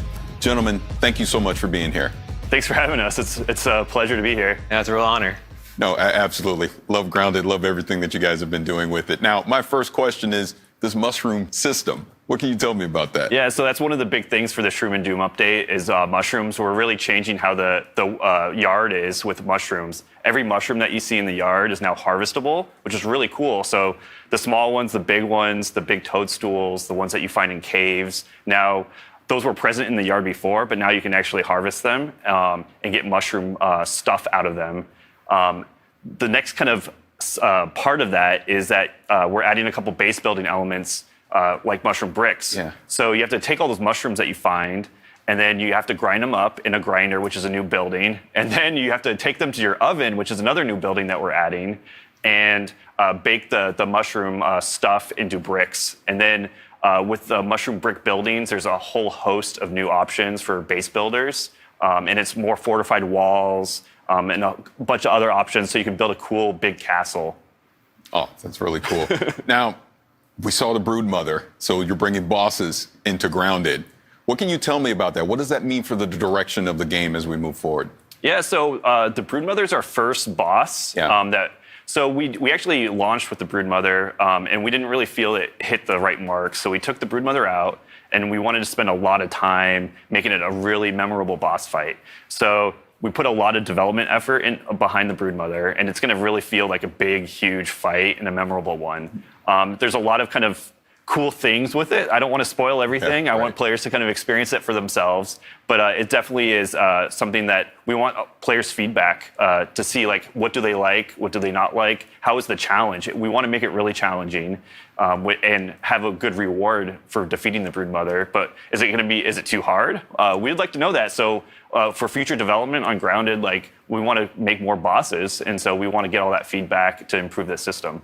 Now, you actually bring up a great point about community, but I'll put a pin in that and come back to it in a second. So I know you don't want to spoil anything about the Broodmother, but is there any tips you can kind of give people ahead of time on what they can do to survive that encounter? I would definitely say that you would need to make sure you have the highest tier armor and gear up really well for this fight, because it is going to be difficult. And then you also want to have the right mutations equipped as well. And if you're playing with your friends, it might be good for one of your friends or yourself to use the brand new crossbow we're going to put into the game, so you can have some ranged DPS while someone else like face tanks the Broodmother. Yeah. So it's going to be pretty cool. That's pretty cool. So again, going back to community, I know you love getting feedback about Grounded, obviously starting as an early access game, but what are some of the things that you're looking for as far as in this update? What was something that you got feedback-wise from the community that you put in this update? Yeah, so there's it's one thing that we love working with community. So that's something that we, as developers, we love just hearing what people have to say about the game, and we're continually developing it with the community. So there's a lot of new things in our new update. One of those things is flipping buildings, and that's one thing that we're really just adding like those little features. Another one is just sprinting up ladders, which is something that just hearing people how they interact with ladders and adding a sprint mode. The other one is one of our funnier features that we're adding is sitting in chairs. Yeah. So it's something that a lot of people really, really wanted. We're also interested in like the first phase of pets in the game. So we're going to start with aphids. So you'll be able to tame an aphid, run around the yard with the aphid. But you also got to make sure you protect your aphid, because accidents can happen in the backyard. Oh, there's one other thing too, achievements. So we're really excited to announce that we have achievements in Grounded, and that's purely based on everyone's feedback. Everyone's been wanting achievements, and so we're finally adding them to the game. That's really good. Now, again, sticking with this, the topic of community. So this was an early access game, and it sounds like pretty much the foundation of what Grounded is was built off of community feedback. So how does that process work internally for you as far as people submitting, like, hey, I want to sit, I want achievements, pets. Like, how does that whole process work? So we have a lot of avenues where we gather feedback from the community. So we do weekly developer streams where chat can ask a bunch of questions when we have Adam on or other developers or myself, and we'll gather feedback and sessions there. And then our main source of feedback is through our official Discord, Grounded the Game. And I use a series of bots to gather a bunch of feedbacks from the players, and then from there, me, Adam, a couple members of the team, and also from the community team get together, and we have a weekly meeting going over all the suggestions and kind of prioritizing what will work and what we can put later in the future for like other suggestions. Excellent. Well, gentlemen, thank you so much for taking some time to come talk to me about this new update for Grounded. It looks like a lot of fun. I'm going to get to sit, I guess, right? Yep. So that's great. Thank you so much. Yeah, it's been a lot of fun. It's almost time for a closer look at the multiplayer trailer for Halo Infinite. But first, it's time to see what the snow, the slopes, and the powder spray look like when powered by Xbox Series X and S. This is Shredders. Hey there, and welcome to this stream where you'll get an extra glimpse on our snowboard game that's called Shredders. I'm Dirk van Welden, project lead at Foam Punch. Hello, this is Marcus Foshmo, tech lead on Shredders and Foam Punch. Yeah, you've probably seen our trailer at the Xbox event. We've been tinkering on this game for a while now, and while it's still in development, we're happy to show you more of this game. So I'm switching to our developer drone cam. I can actually spawn wherever I want, like instantly. But I first want to show you some of the areas we've been working on. This mountain resort is called Frozen Wood. It's inspired by some of the resorts in the French Alps where I've been snowboarding a lot. It has these cozy parks, side kickers, half pipes, really big rails, a lot of features in there, way more than you would expect in a normal mountain resort. But hey, this is a video game and we want as many features as possible. So yeah, like I said, this is completely open and you can go snowboarding anywhere you'd like. You can do some missions, there's like a story evolving around the main character that wants to participate in a kick-ass invitational border cross event. But you can also just cruise around and find some nice lines with a good flow, like for example here in this pillow-like environment that was shown in the trailer. Or you can go up there, like take some huge kickers and big rails at the big park. And just look how big this mountain range is. Like we've got space for industrial areas and street areas. There's backcountry, high mountain riding. There's even an old Italian looking village you can shred.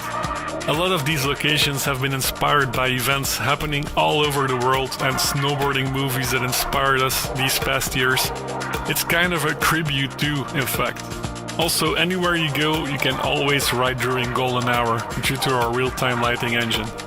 But hey, having a fun and realistic environment is nice, but it's not fun without nailing the riding itself, right?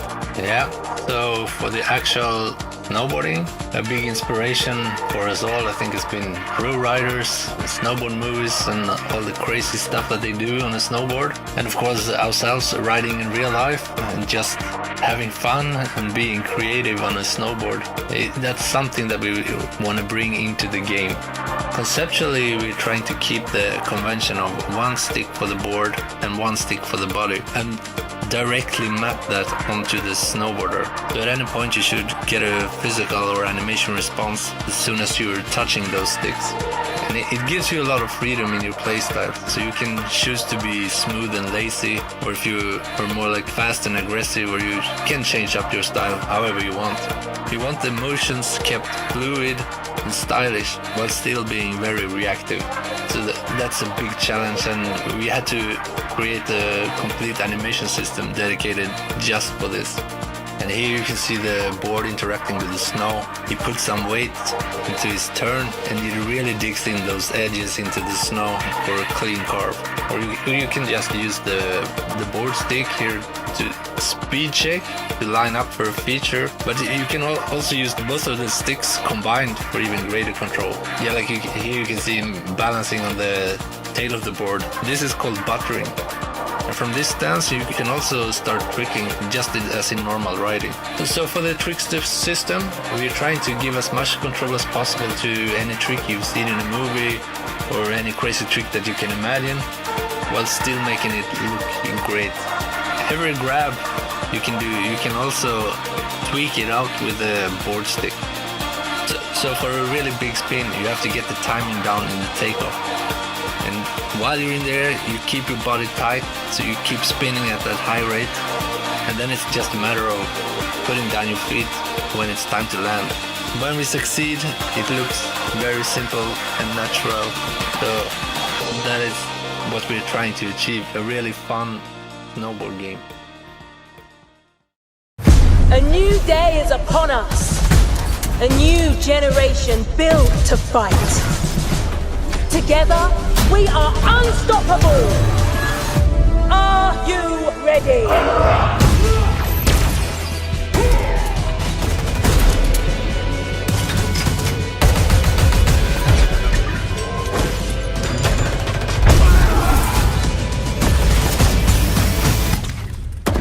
No scope.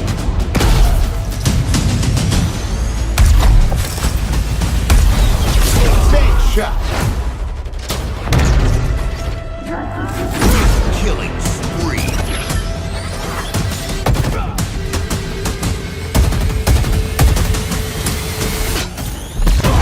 Double kill. Hello, let's do some damage. Skewer acquired.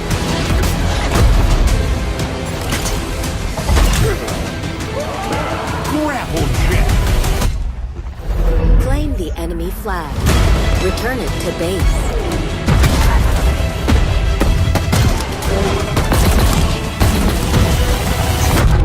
Ordnance drop inbound.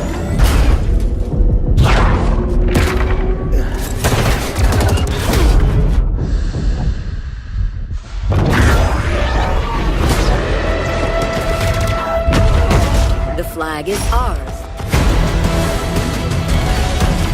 Please call at your earliest convenience.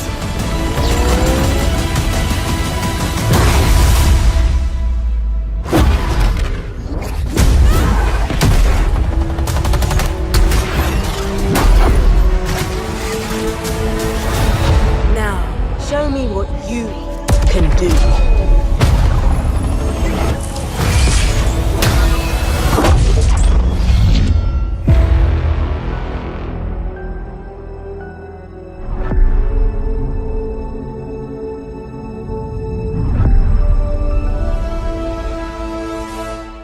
I am so excited to have Tom, Alex, and Quinn from 343 Industries. Gentlemen, thank you for being here. Thanks for having us. Now, I've watched this multiplayer trailer numerous times, and I want to see some specific moments from it so we can break it down. So can we roll the trailer to 15 seconds in, and let's talk about a new character. A new day is upon us. A new generation built to fight. Together, we are unstoppable. Are you ready? All right, now who is this character? She looks like she's in charge. Your senses are right there. She's very much in charge. That's Commander Laurette. She's in charge of the Spartan Academy, which is the kind of contextual wrapper that the whole multiplayer universe lives in.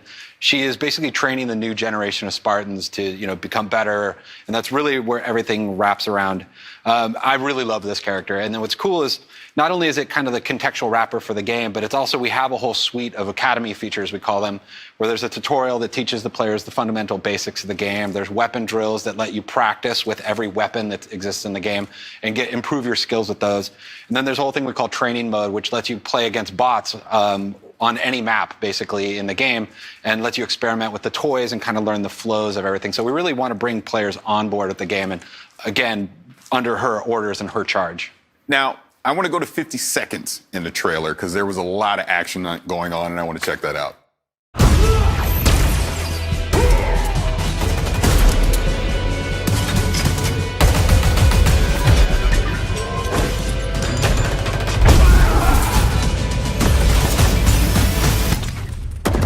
No scope.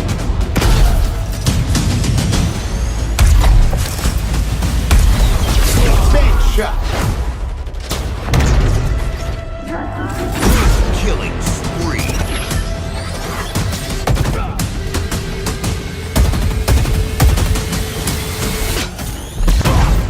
Now, you may have noticed I sat up in my chair a little bit on that one because there was a lot going on there. So please, if you can break that down, let me know what we were seeing. There's a lot to break down. I don't know if we got enough time to get all the way into it. Yeah. But some of the things that I really love when I look at that trailer is that first sequence where they have the bulldog shotgun, they're running through, shotgunning enemies. They grab the commando off the rack, put some shots in, low sensor. Like there's all sorts of different things that the player is interacting with, and that's the sandbox. That's what we call the sandbox, the toys that is at the disposal for our players' hands.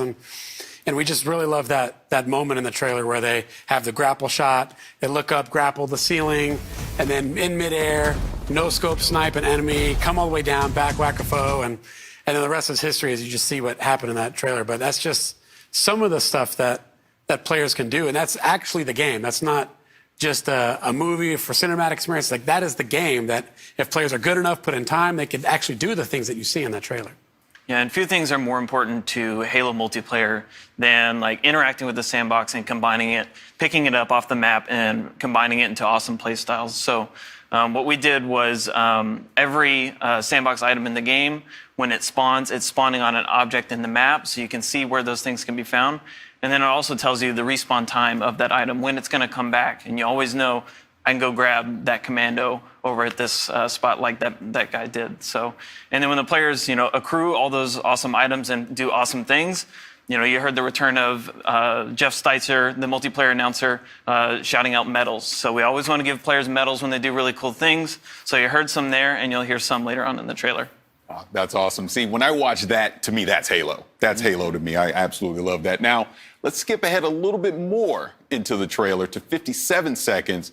I heard a voice, so I want to know what this voice is. Let's see it. Hello, let's do some damage. Yeah, so that is the player's personal AI. So in Halo 5, there was a squad leader that announced, when weapons are going to come up and other things going on in the match.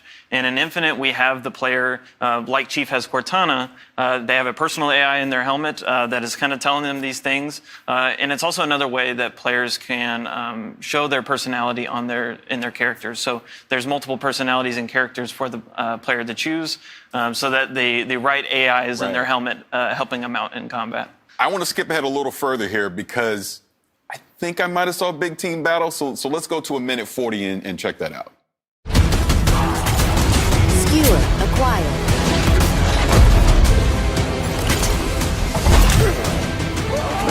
Grapple jet. Claim the enemy flag. Return it to base.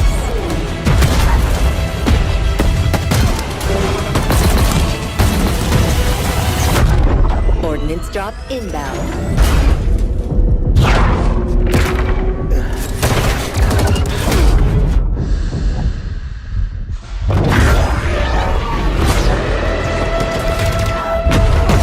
The flag is ours.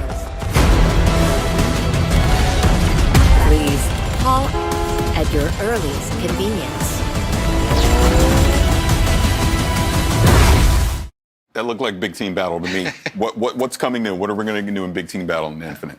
I mean, it's not even just that. I mean, it actually opens with actually a 4v4 with a vehicles map called Behemoth at the beginning. So we actually are bringing vehicles back into the 4v4 arena. But then, yes, it definitely transitions into the 12v12 actually BTB part of the game, where we're actually making it a bigger team battle this time.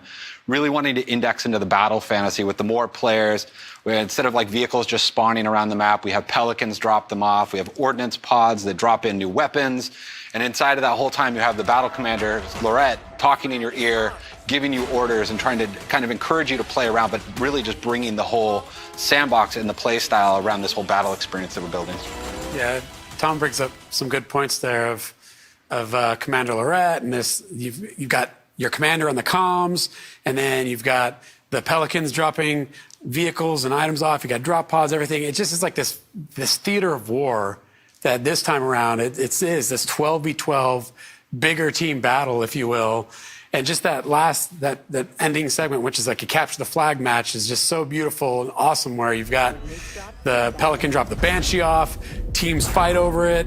You and your teammate are just making a beeline for the Banshee. Your teammate gets picked off by the sniper, and you're like, oh no, and then you get the skewer, take that sniper out, jump into the Banshee, and you hit the jets and fly up into the sky and go for the enemy flag. That to us is what is so exciting about this version of Big Team Battle, with all the toys, all the vehicles, the modes coming back, the maps, the brand new maps that you see there. I mean, it's going to be an amazing experience. Yeah, trust me, I cannot wait to get my hands on it for myself. But let's move on. I want to go to 208 in the trailer because I think I saw a samurai. So let's check that out. Let's go to 208 in the trailer.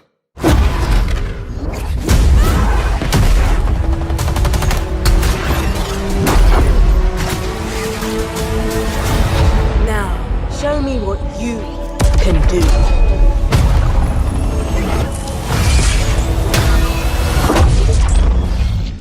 Okay, so I guess next would be a ninja, because that was definitely a samurai. So kind of talk about that. So we're going to start seeing some more customization with the armor coming in. Yeah, I mean, that is a samurai Spartan armor. Yeah. And so it'll be an armor you'll be able to unlock for free in the first season, which is super cool. Players will be able to equip it, gain more armor pieces and customization options for it, et cetera, across the season. And then we actually have more of this stuff kind of coming down the line. There's actually some really cool ideas that we're seeing in that our team that's building that stuff. So there'll be a lot of other cool armors besides just the really core Halo Spartan armors. There'll be some other different kind of twists and things for players to play with. Awesome. Look, now before we get out of here, first of all, I want to thank all of you for being here to talk about Halo Infinite. I'm excited. I can't wait to get my hands on it and play it. But before we do leave, is there anything else that you want to bring up and let fans out there know about? Well, I'm excited for people to actually get their hands on it like yourself. So, I mean, if people sign up on our Halo's Insiders program, we have in the summer, we have a technical preview that we're going to be launching, and so people to finally put their hands on the sticks. And I'm just really excited for players to actually finally get to play the game we're working on. Yeah, and then on launch day, Halo Infinite Multiplayer is free to play, which is new to the franchise. The team is super excited to hopefully bring in, all sorts of fans that have potentially never experienced the franchise or haven't played it in a long time to just try it out. Come in and try it out with your friends. Me, with my buddies, if I have some friends out there that haven't played Halo before, I'm like, well, it's free. Just come on. Let's jump in, download it. Let's check it out. And if it's for you, it's for you. If it's not, then hey, it's not. But kind of think it'll be for you. So I'm excited for it. Yeah, that's the other big key of that point is PC, right? Like this is a PC game as well. We've been putting a lot of effort into that. So not only is it going to be console, but also PC, free to play. Like the barrier to entry is so low, and that has us excited. And I think as we really just to really think about it, is we've been working on this game. And as developers, when you work on a game, you want to get that game out there. And that almost seems like, for us, that's the finish line. But in reality, it's going to be the starting line for all of us, for us and the Halo fans. Day one, there's going to be a bunch of content there and things that are exciting and good. But then we're going to add more content. We're going to add more maps. We're going to add more modes and weapons and vehicles, equipment items. And it's just the beginning of this whole journey that we've been on for a while, and we're going to take everyone else with us as the game comes out. I'm excited. Gentlemen, again, thank you so much. Now, for fans who want to learn even more about Halo Infinite Multiplayer, check out the brand new deep dive video with the whole multiplayer team over on HaloWaypoint.com. And allow me to give a big thanks to everyone who's joined us today. Whether you play your favorite games on Xbox, PC, or Game Pass, the next 12 months will be nothing short of spectacular. It has been my absolute honor to be your host and share this experience with you. But before I go, here's a gameplay deep dive from the team behind the highly anticipated Scarlet Nexus.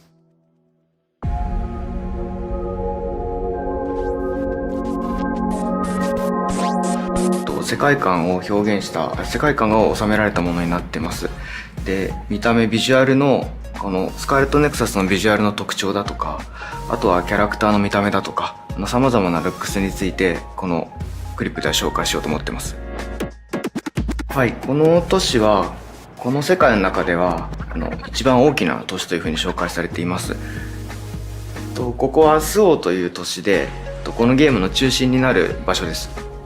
でこのスオの都市の見た目のインスピレーションは東京の景色と日本の90年代の景色をイメージしてます。ユニークなビジュアル部分っていうのはいくらかあると思うんですけれど、あと今回はセルシェーディングとリアリスティックな背景を合成するような見た目を選んでいるんですけれど、それはまず密度感を表現したいからというのが一つありました。であともう一つはそのセルシェーディングのキャラクターとリアリスティックな映像が混ざることによってまたそこでも異質な見た目、ちょっと面白い見た目にならないかなっていうのも模索しました。でただ単にセルシェーディングのキャラクターをリアリスティックな背景に置いてしまうとすごく浮いてしまって見た目が変になってしまうっていうのを懸念してたんですけれど、うまくそこを混ざるように工夫したっていうのが今回の苦労した点の一つではあります。で例えば今映像の中で東京タワーが映ってると思うんですけれど、これは日本では有名なランドマークで海外の人も見たことがあるかもしれないものと思うんですけど、その東京タワーがものすごく大きなサイズになっていて、でこれ3000メートル富士山と同じぐらいサイズがあるんですけど、それだけ大きなものを本当はそんなサイズない333メートルの東京タワーをそれだけ大きくすることによってちょっとおかしい異質な景色みたいのを作りたいっていうのがありました。そのさっき東京の都市をいろいろと混ぜるみたいな話をしたと思うんですけれど、それというのもその僕たちも知ってる街なんだけれどちょっとおかしいみたいなそういった異質さを出したいっていうのがありまして、なので東京タワーも僕たちは知ってるものだけどすごく大きなこんな大きなサイズじゃないんだけどこういったものがこの街の中にあるってことで何かちょっと変な場所だなっていうふうに思ってほしいっていうのがありました。で大きな桜の木というのは日本を代表する桜の木なんですけど、それがあまりにも大きなサイズになっていて、これもさっきの東京タワーと同じで異質さを感じてほしいと思ってやっていることです。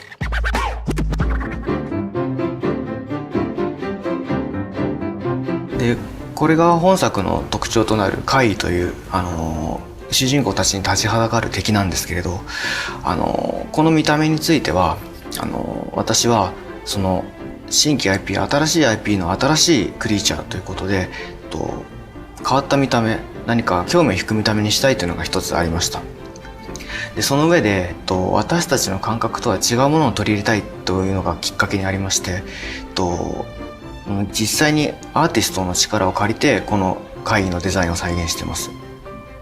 でそのアーティストの表現というのは、その美しさがありながらも、その死の世界だとか、そのネガティブなイメージとポジティブなイメージを一つにしたような幻想的な表現をする作家の方なんですけれど、また彼らの動きについてこだわっているのは、私たちの知っているような生き物でありそうで生き物のようであって私たちと違うものであるっていうのを表現したいっていうのがあったので、動きの中に一見動物のようで急に違うような動きをするだとか、人間のようでいて人間と違うような動きをするだとか、そんなモーションを取り込んでます。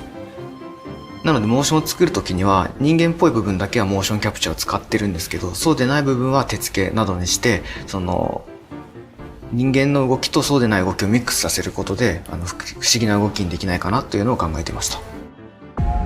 はい、共に新入隊員として入隊したキャラクターが2人いるというところで、同じ時系列から始まって、ただその同じ境遇に置かれている一つの物語をそれぞれの視点から描いていく。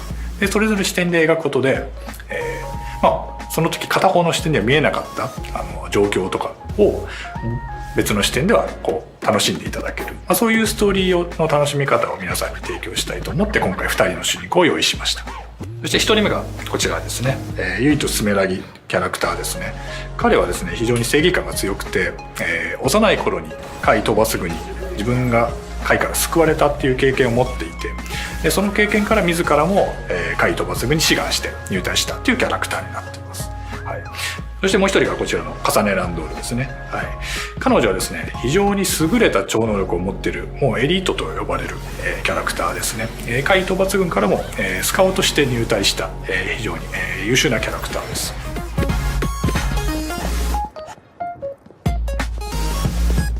左側がですね、この重ねの視点ですね。で右側がユイトの視点でのイベントシーンになっていきますが、今重ねの視点でご覧いただいた通り、ちょっとユイトの姿が見えたりとかしています。で今重ねの方ですね、一緒に同行しているキャラクター、このキャラクターが実は未来予知の能力を持っているキャラクターで、ちょっとこのユイトたちがやられそうだなっていうのはちょっと分かるようなシーンになっています。この頃ユイトの方は今止めてますけど、これはユイトの方では入らずに次のシーンに進んでいきます。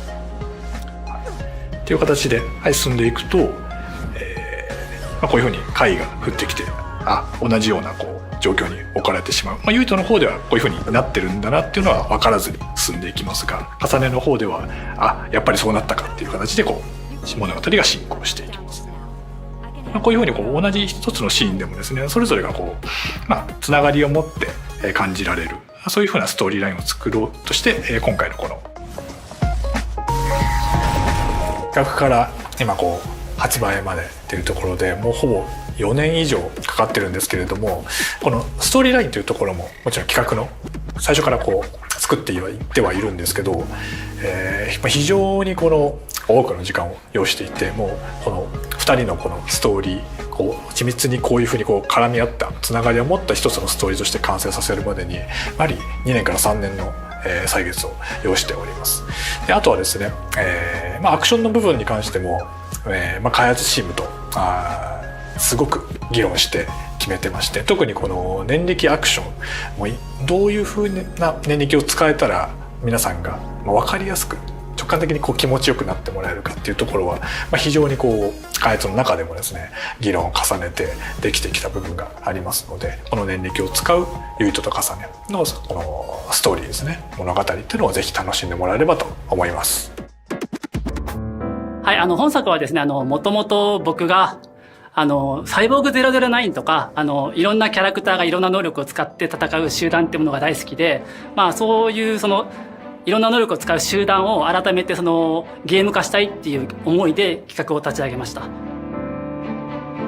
あとサイキックアクションのもう一つの主軸としてSAS というものがあります。正式名称はストラグルアームズシステムというんですけど、仲間キャラクターから超能力を借り受けるシステムですね。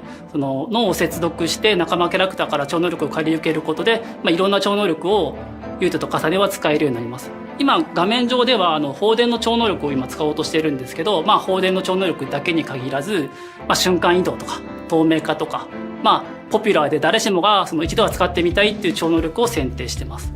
本作のそのキーワードとして赤い線っていうものがあるんですけど、サスを使った時にその赤いケーブルが背中に刺さってその戦うことができますの。そうですね、サスケーブルデザインする時にそうですね、見た人のその印象に残ってインパクトに残したいってことがまずあったんですよね。でそういう時見た時に過去タイトル見た時に例えばキングゲイナーのその刺さってるケーブルだったりとか、あとはそうですね、日本のアニメのガンツなんかもそのケーブルが刺さって戦う様っていうところがすごくクールだったので、そのあたりはそのインスパイアされながらそのデザインっていうものを進めた経緯がありますね。はい、本作ですね、念力で戦うんですけど、単純に投げ飛ばすだけじゃなくて、このロケーションに置いてあるオブジェクトをいろいろ活用することができます。今工事現場にあるので、工事現場のロケーションなのでダンプを上から落としたんですけど、そのようにそのロケーションに合ったそのオブジェクトを、自分なりに扱うことができるってところが、はい、ここはそうですね、ドラム缶の中から水を出してその貝を水浸しにしてます。でその後そのサスの放電で戦うことで水浸しになったその貝を電気でしびれさせるということもできるので、その超能力念力とそのサスを組み合わせて戦うというところが一つ特徴となっております。しっかり遊びたい人もそのカジュアルに遊びたい人も幅広く楽しめるものとなっております。はい、プレイヤーはですね、このようにブレインフィールドっていうね、その特別な必殺技を使うことができます。これはですね、海抜軍が使うことができる近畿の技で非常に強力なんですけど、同時に非常に危険な技でもあります。ユートと重ねが展開することでそのオブジェクトがその空間内に浮き上がってその念力は使い放題になるんですけど、一方でその非常に強い負荷が脳にかかってしまいますね。なので自分の言動がちょっとおかしなことを言ってしまったりとか、あとは聞こえないノイズのような幻聴が聞こえたりとか、あとこのようにその途中で頭抱えて動けなくなったりとか、そういうことがあります。で加えてですね、この残り時間の秒数があるんですけど、これが制限時間が過ぎるとゲームオーバーになってしまうっていう非常に危険な技になっております。はい、なんだけどその非常に危険な技なんですけど、それをうまく使いこなして戦う自分がかっこいいっていう風な思いをプレイヤーに感じ取ってもらいたいなと思っております。あとそのブレインフィールド発動したらフードをかぶってそのたくさんケーブルが刺さった異様な姿になるかなと思うんですけど、これもその、ダークヒーローっぽいかっこよさがその、すごく危険な超能力を自分が扱って戦ってるってところを感じ取ってもらいたくて、このようなデザインにしております。はい、こちらブレインマップと呼ばれるシステムになりますね。こちらはプレイヤーが成長するスキルツリーとなっております。このようにちょっとその脳みその形をデザインしたツリーを意識して作ってます。で今チャージがため攻撃ができるようになりましたね。このように能力を拡張して新たなアクション、この映像の中ではため攻撃で範囲攻撃をできるようになってるんですけど、そういったアクションの拡張だけじゃなくて念力ゲージが増加する強化系のスキルだったりとか、あとはアイテムを使用した後のクールタイムが短くなるような補助スキルとかさまざまないくつかのカテゴリーのスキルを習得することができるようになっています。で脳みそを脳神経を拡張していくようなデザインにこだわってて、スキルを選択してボタンをホールドすることで神経が伸びていってどんどん脳神経が拡張していくような、そういう体験になることを意識してデザインしております。はい、ブレインマップ以外ですと基本的に通常のレベルアップで敵と戦って経験値を積むことで、通常のレベルアップでパラメータが底上げされるっていうことに加えて、仲間との絆ですね、仲間と絆形成することで絆の力が強くなると絆レベルというものが上がって仲間から買い受ける超能力っていうものが強力になってきます。ブレインマップと通常のレベルと、あとは仲間との絆を形成して成長させるってところが、この3つがこのゲームの成長システムになっております。このゲームその武器と念力の流れるようなコンビネーションってところが一つ特徴にしているんですけど、その流れるようなコンビネーションの体験ってところはシリーズ X だと 60fps で滑らかに体験できるので、その部分はすごくそのリッチな体験になってるなっていうふうに感じます。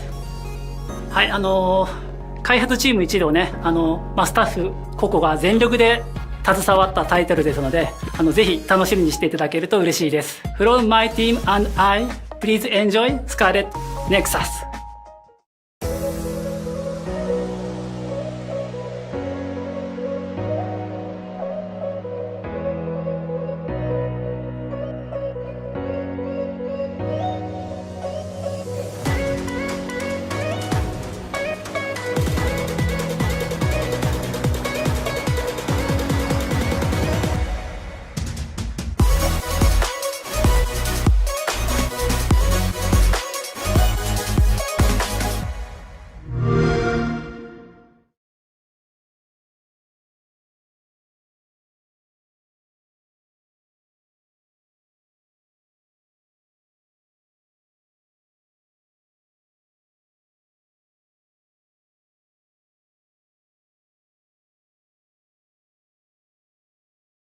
Let's go!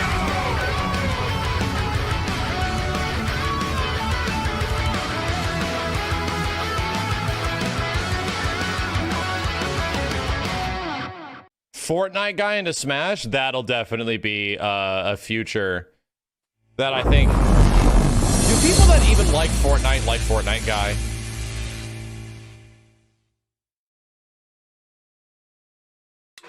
Okay. All right. I mean, databases is basically more of it is on. That's all it. Already. The Xbox Game Showcase extended, knowing what was coming, but not knowing how it was all put together. And the feedback I've seen so far, it's been amazing. Well, I know we have games to talk about, but we just have to hold on. First of all, I just want to genuinely congratulate you. Like, I felt so much. I don't know.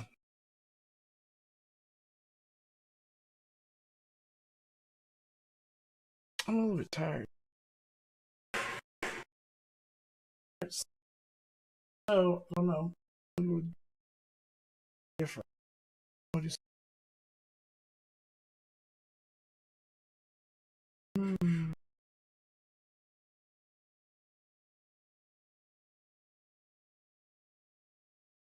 I wanted to see exactly what they brought out next series.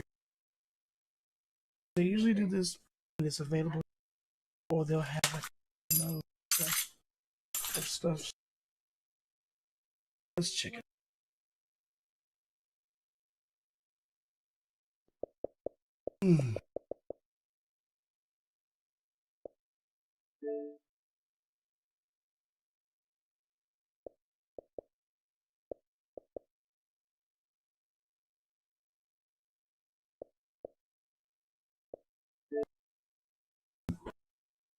Okay.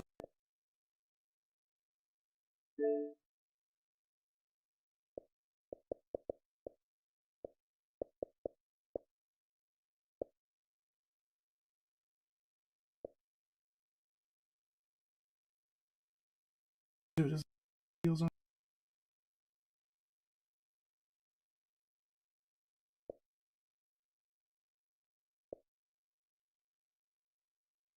A lot of different dates. Sea of Thieves.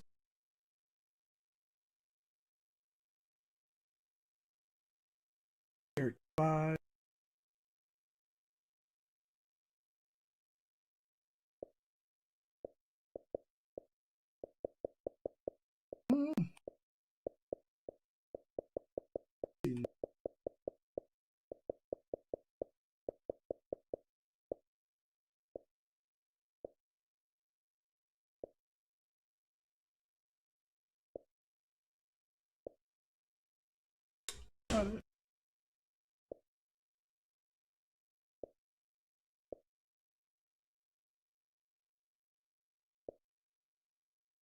I have to say, I'm still looking forward for what I saw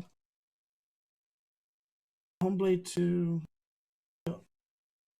Hellblade 2. I mean, Battlefield.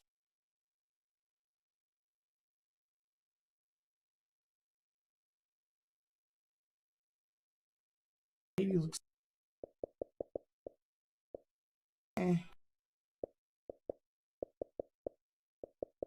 So.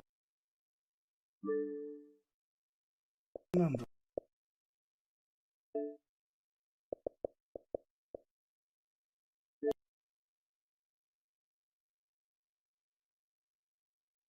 Jump it.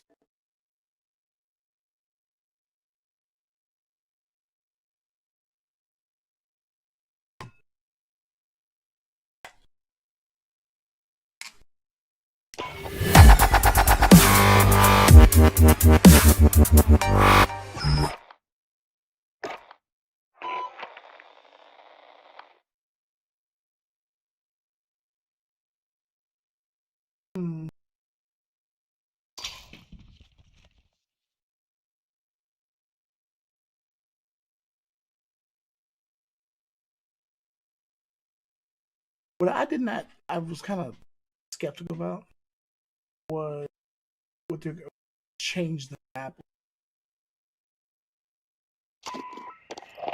It is added ground.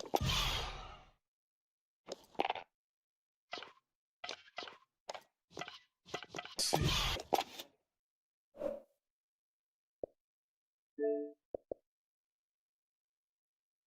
What are they doing? A heist?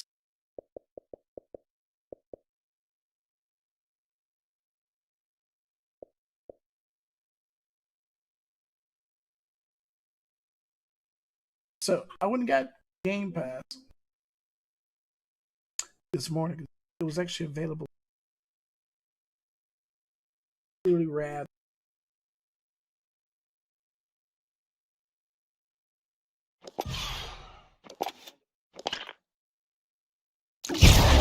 Oh, I got it. They gave it to me. Kind of cool.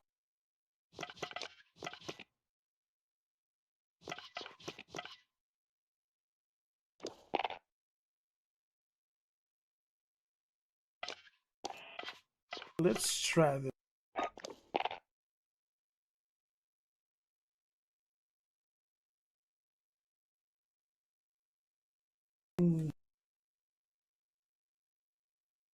Wired. Tired.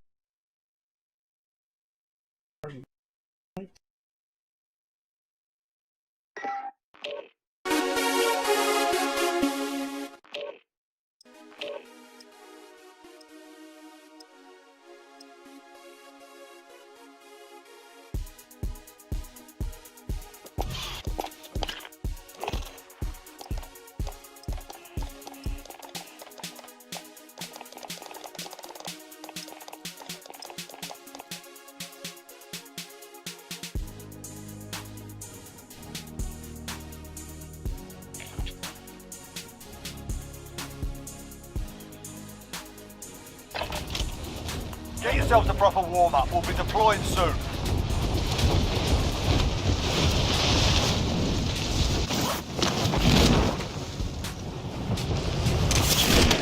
Enemy soldier incoming.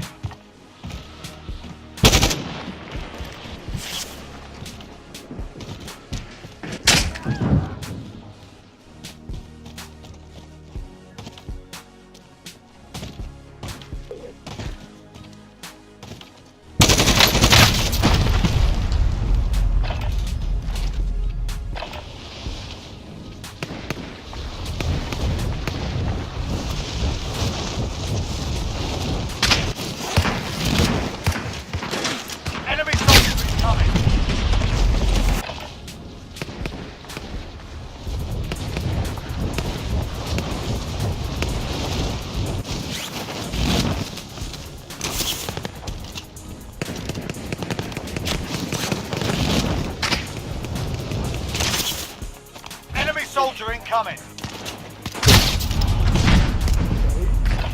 Everybody in here, mama?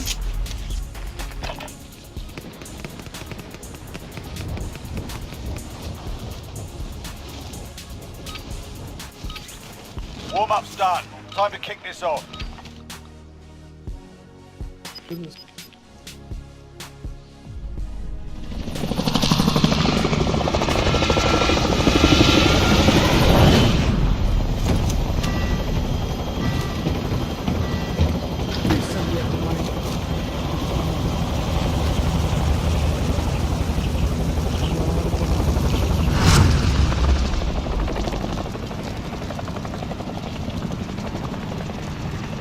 Battle Royale. All right, soldier, mark a drop point for your team.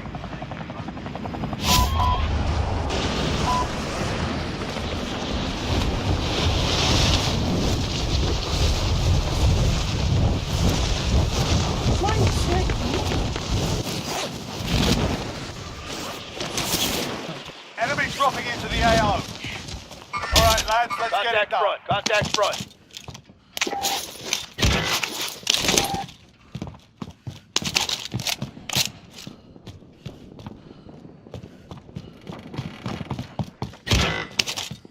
Just us. Stick together. You're all that's left. Get it done.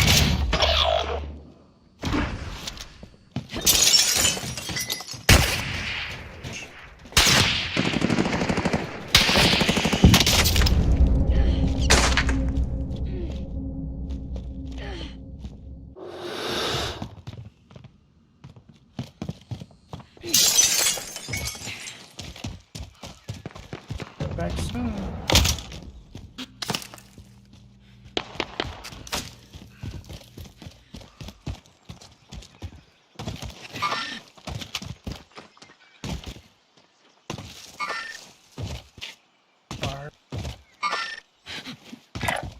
Moving here.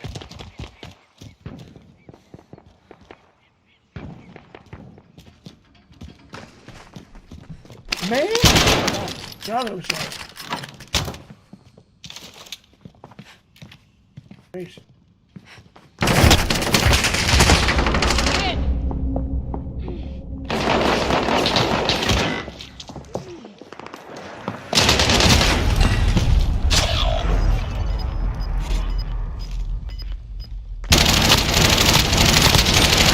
Only 25 remain. And then they leave.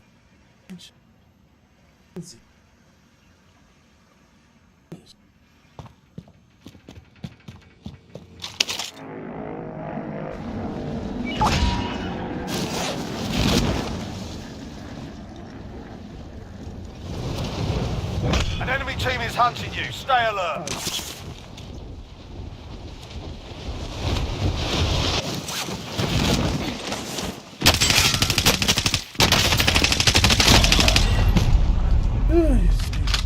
That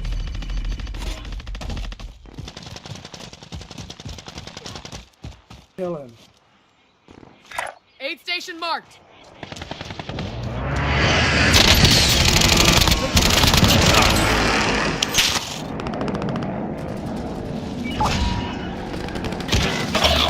It's all up to you now. Go for the win.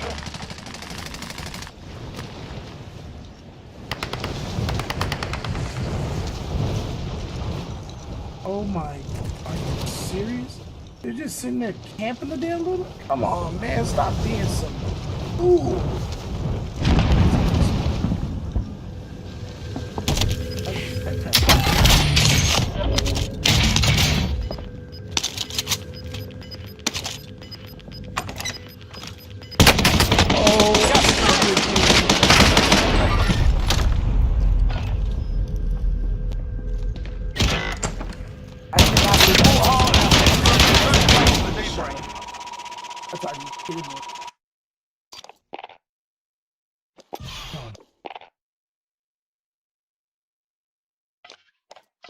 I just want to try this. Win one. Get off. I'm gonna take me a nap.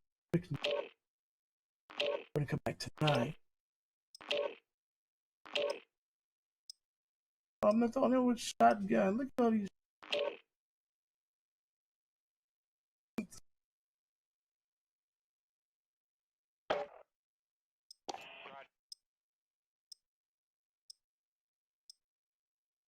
Anybody got a freaking?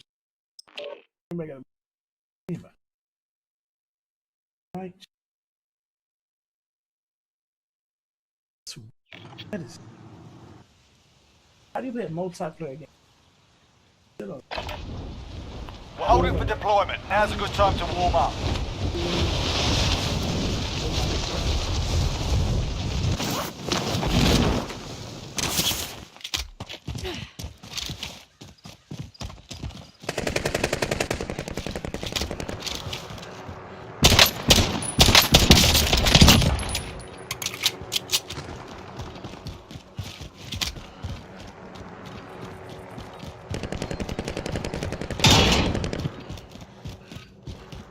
Enemy dropping into the AO.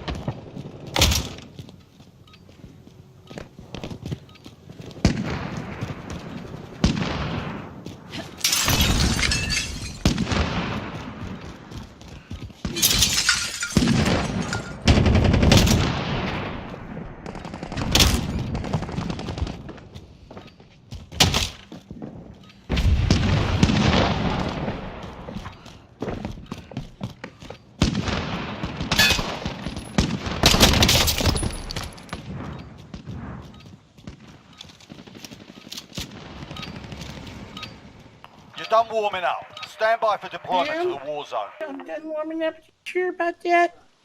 Sure, I'm done.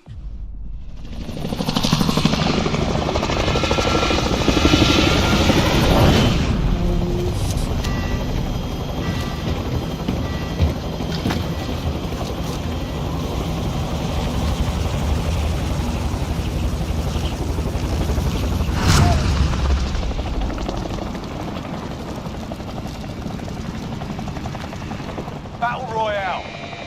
Alright, soldier, mark a drop point for your team. Enemy dropping into the AO. Heading out.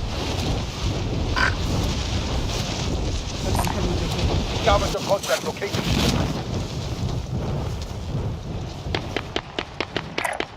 Setting rally point. Target right here.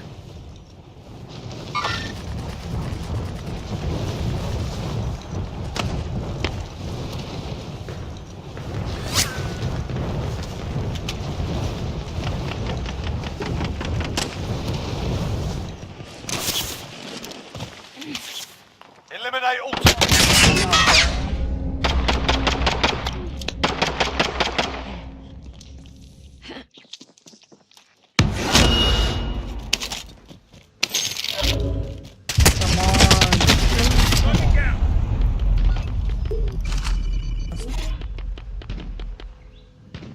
We should just. That's right. Just jump it as. Nobody knows.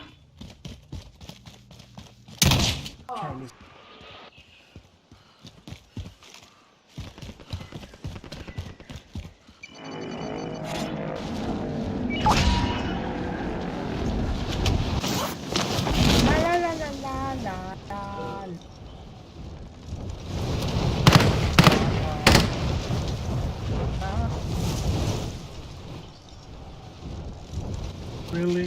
I've been doing that how many times?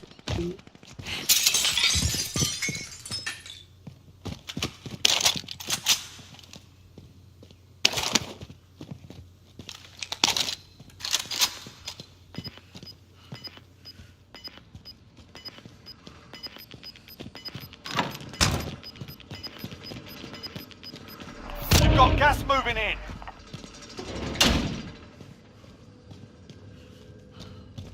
You've got a loadout drop inbound.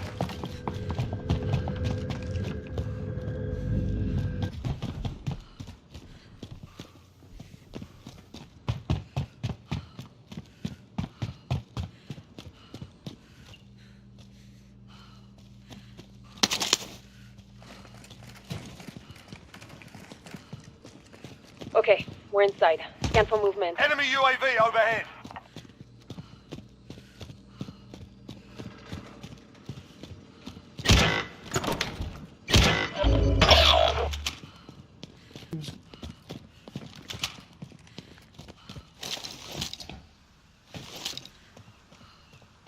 Enemy UAV overhead.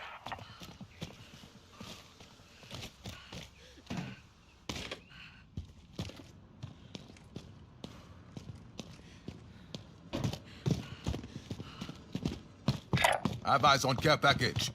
There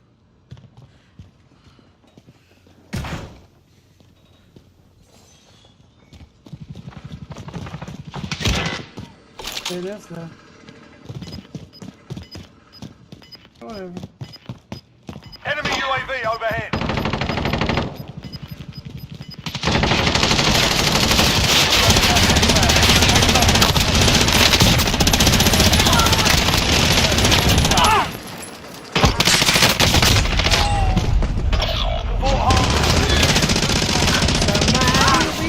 Enemy secured.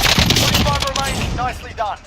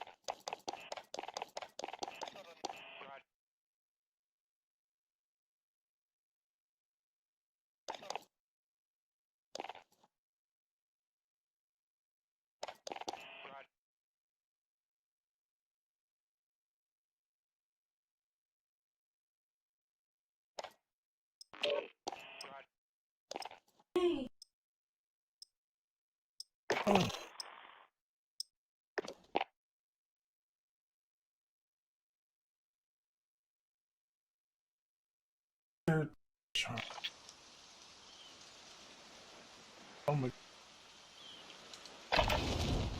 Grab some target practice while you can. We're deploying soon.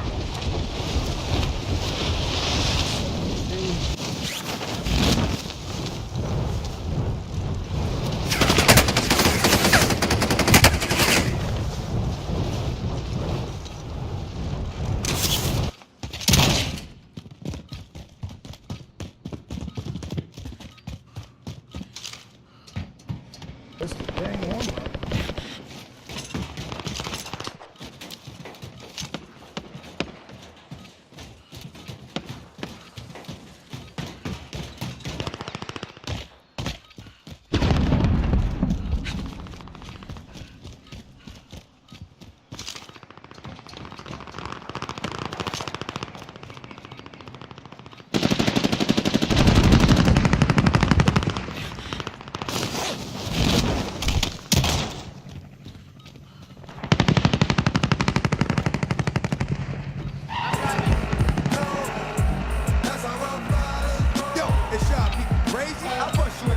You're done warming up. Stand by for deployment to the war zone. Nosy people get it too. When you see me spit at you, you know.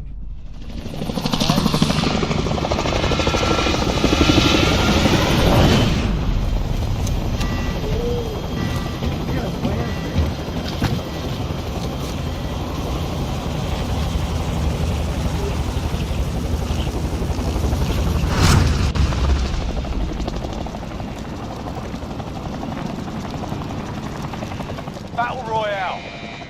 All right, soldier. Mark a drop point for your team.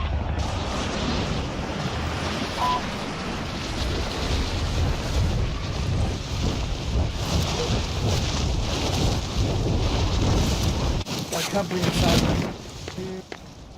Target right here.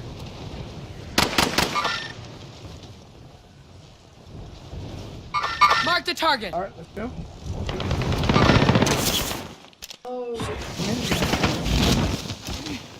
All right, lads, let's get it done.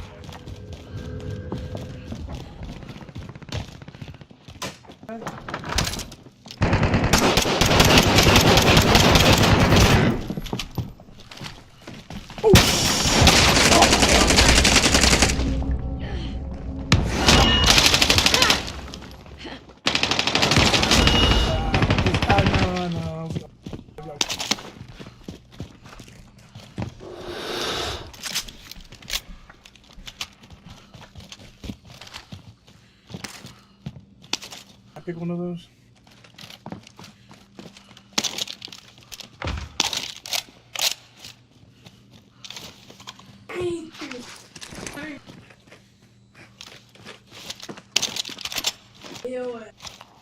dropping into the AO.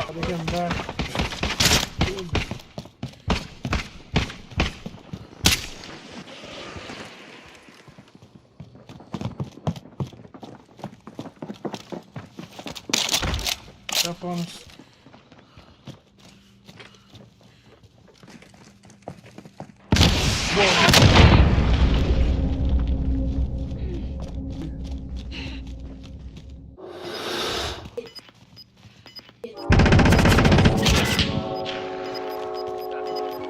Do that thing. Fuck off!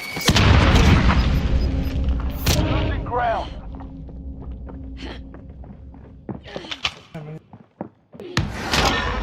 Got a load up. Learn from the proper teacher. Throwing grenade.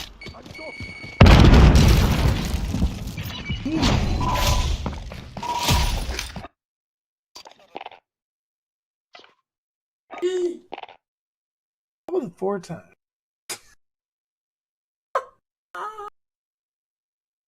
Unbelievable. Oh my.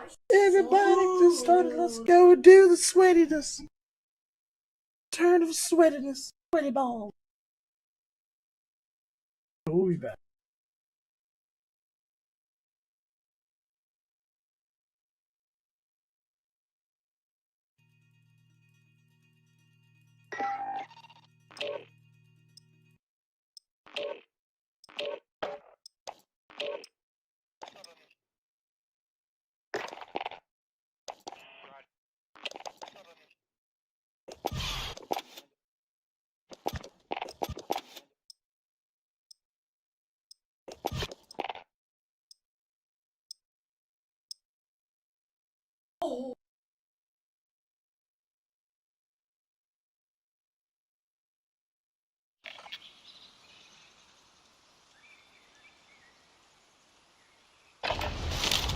Grab some target practice while you can. We're deploying soon.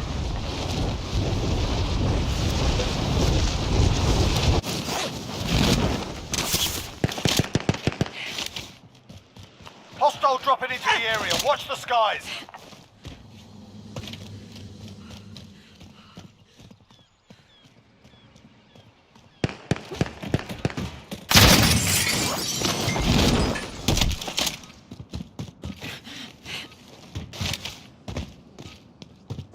Hostile dropping into the area. Watch the skies.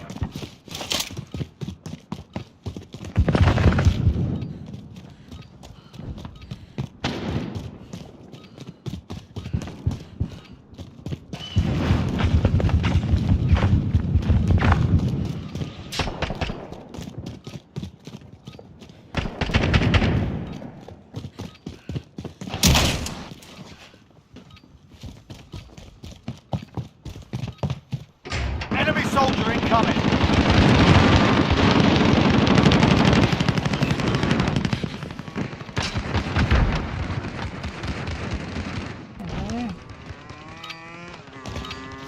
You're done warming up. Stand by for deployment to the war zone. I want to kill somebody. Goodness gracious.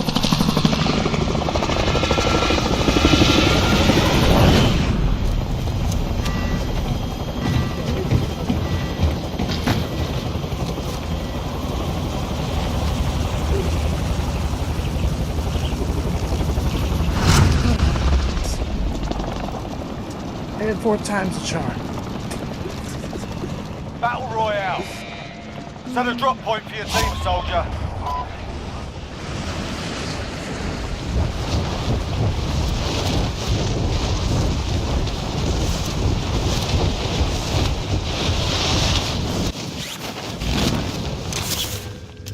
Enemy soldier incoming.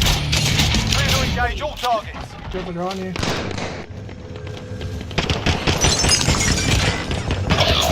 You're the last one on your team. Finish the job.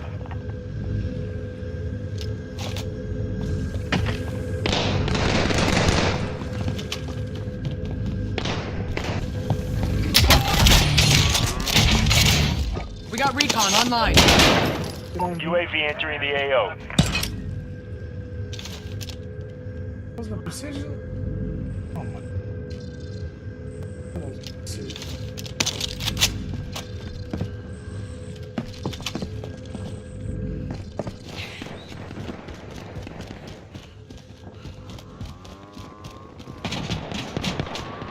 advised, UAV is bingo fuel. RTB for resupply.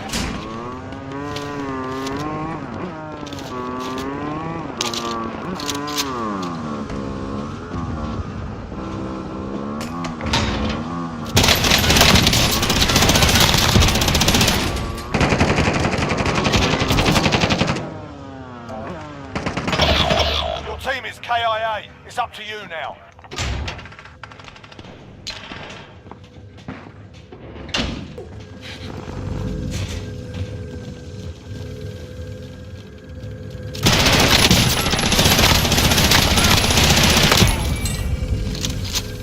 Enemy dropping into the AO.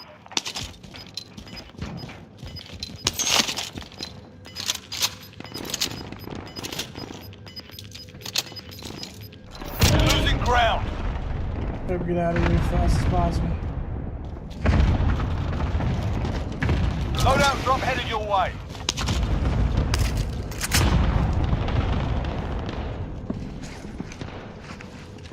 I get the load out. This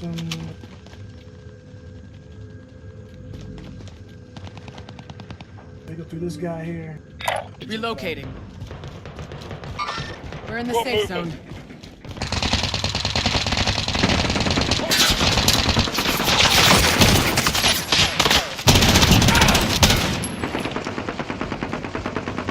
Keep coming. Go. You'll make it. Just hang on. Behind us. 25 remaining. I'm under fire. Taking direct fire. 25 remaining. The enemy took that one, but we'll be back to finish the job.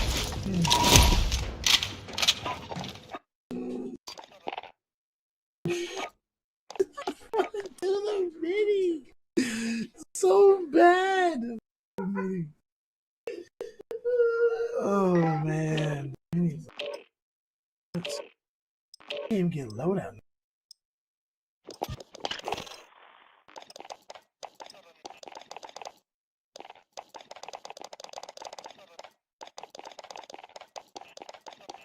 I don't know.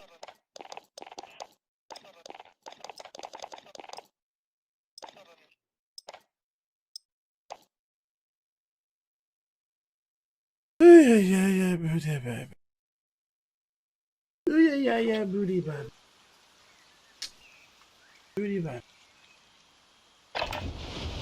Get yourself a proper warm-up. We'll be deploying soon. Gonna be by myself.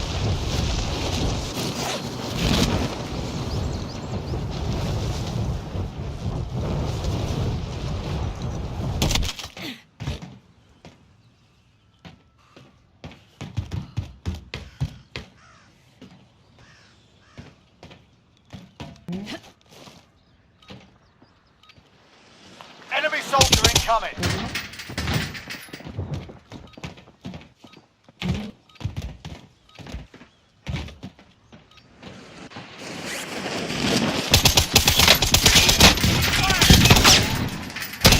What the? He's open this dang on. Fudgy butt. Now you make sense.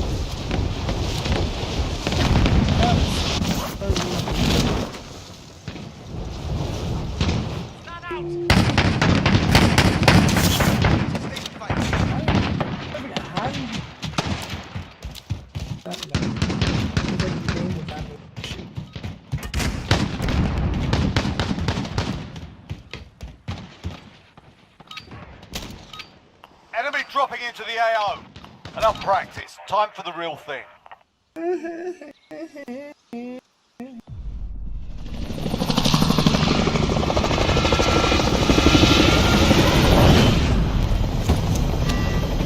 What's going on? When?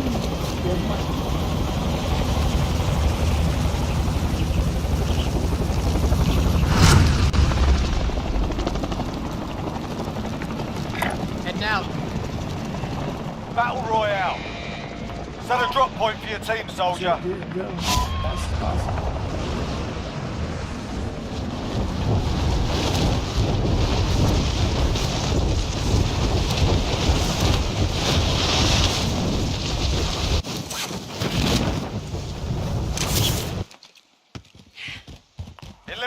targets in the AO.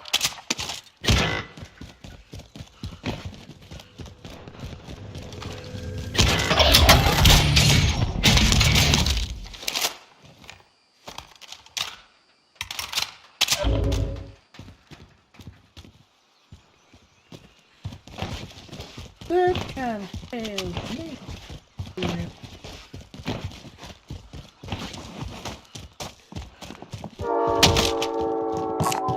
Got a submachine gun here.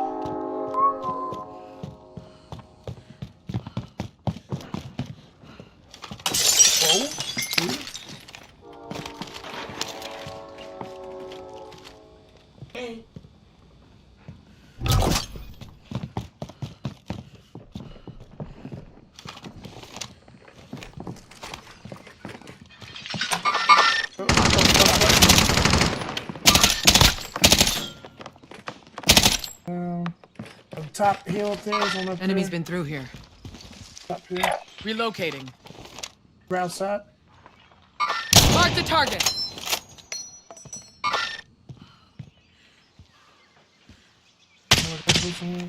Another one on the hill. Have a slice. Ready.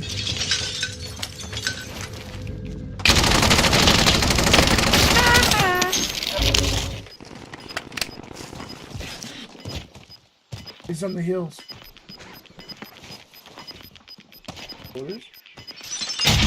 Gas is moving. You got the loadout and everything? Loadout drop headed your way.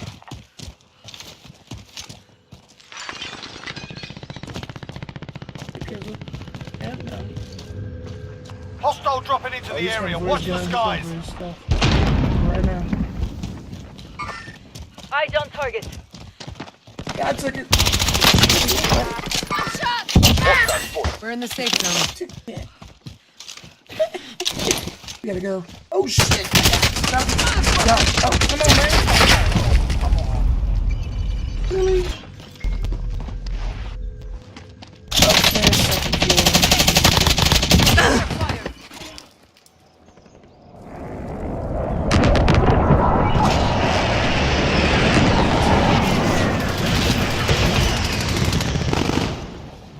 Oh, nice.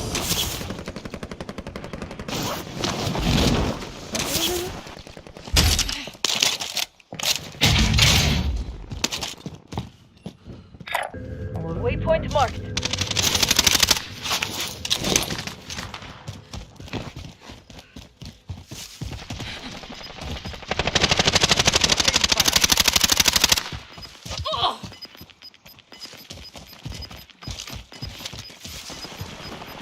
Gas is inbound. Marking new safe zone. 25 remain. Solid work so far. Got him.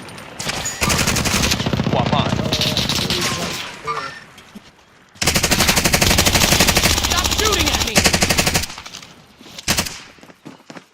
Behind you.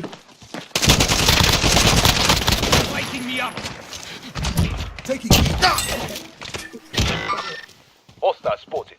Oh, don't pick yourself up yet. Don't pick yourself up yet. I got taking fire. Really? You got it. You got the again? I will kill you myself.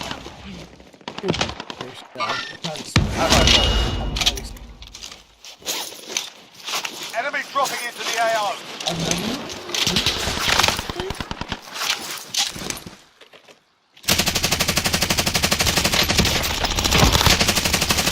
Fuck you.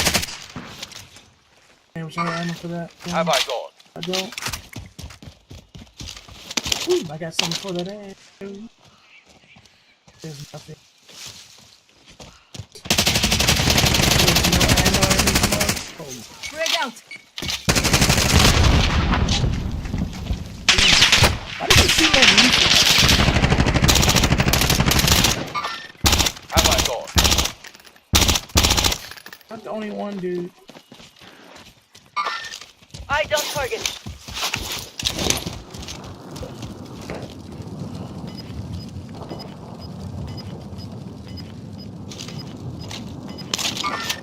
Have I got? Enemy dropping into the AO. I'm running out of ammo.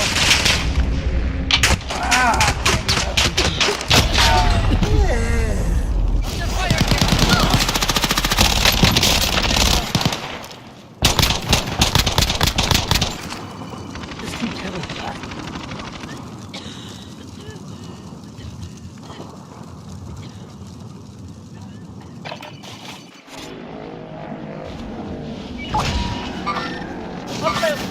I don't target me. Who am I? Alright, I'm gonna go elsewhere. We can just respawn.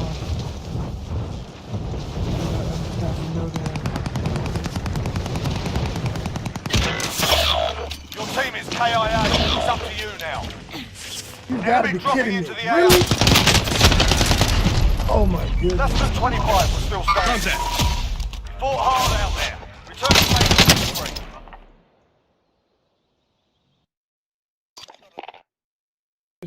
Switch.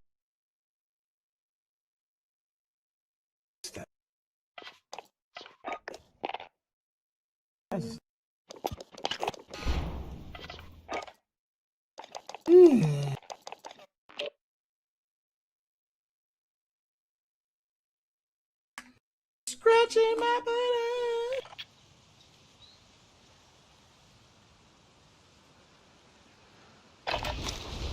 We're holding for deployment. Now's a good time to warm up.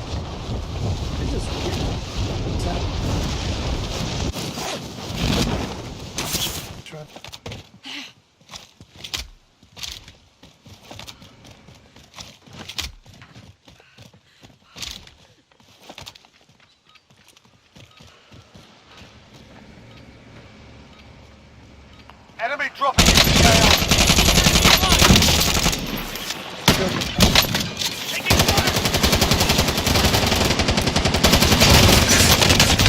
The gun literally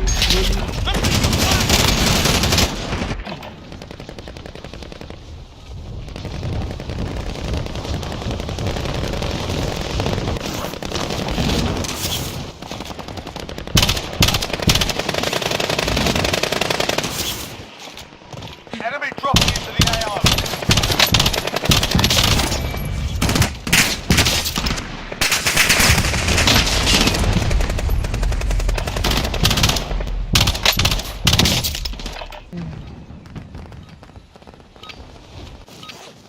Enough practice. Time for the real thing. last one. Last one, I'll be back.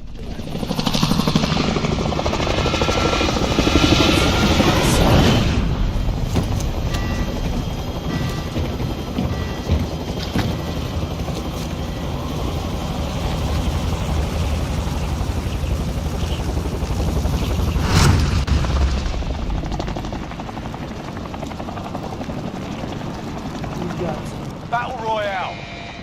Mark a drop point for your team. You'll lead them in. Marked a helo. Bounty contract identified.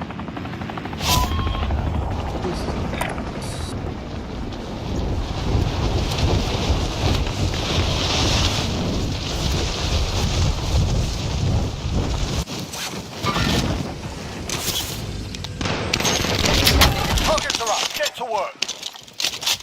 Enemy soldier incoming. Objective is to eliminate the bounty target.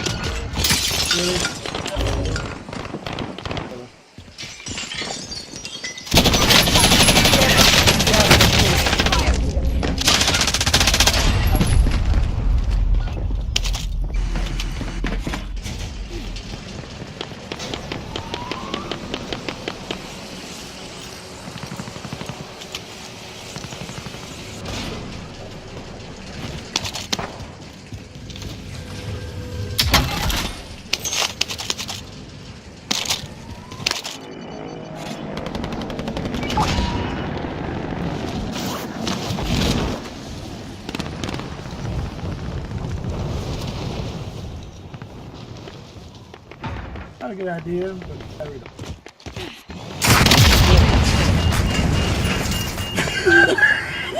Okay.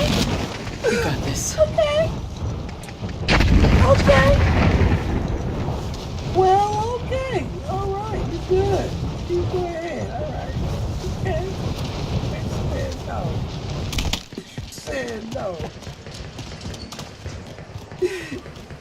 Toby, no. Hey, Toby, no. No, Toby.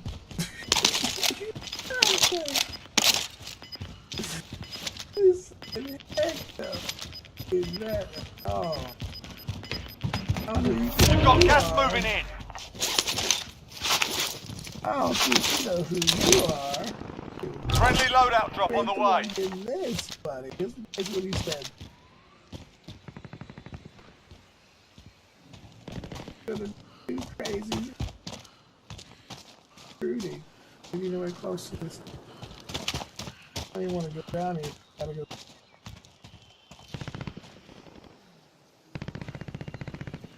We're out of time. Scrub the contract. Nope, I'm gonna help on that one. Here. You're not dead yet. Here. Ride this. Rotate as much as it can. Only 25 remain. Here, there's one person here that probably died here. Kill me. Oh, there we go. This way. Out of here.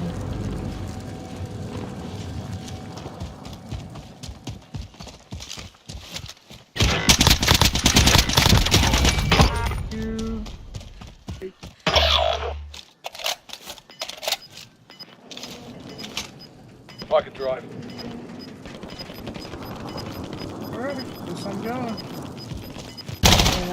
Gas is inbound. Marking new safe zone.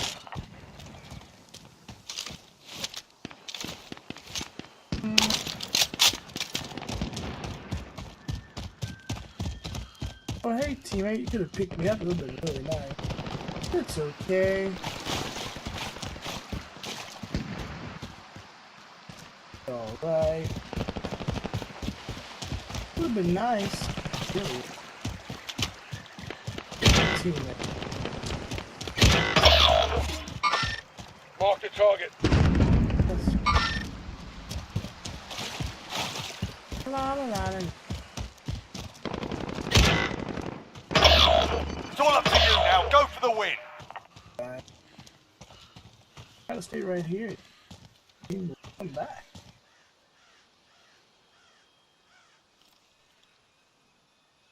One person.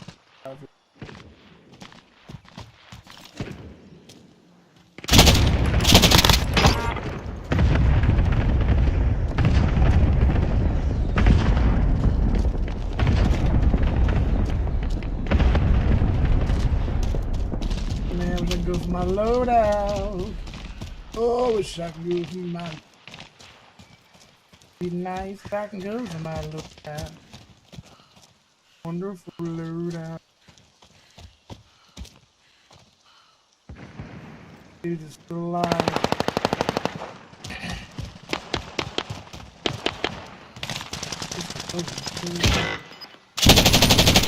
Ah, come on! You gotta be kidding me. Gas is closing in.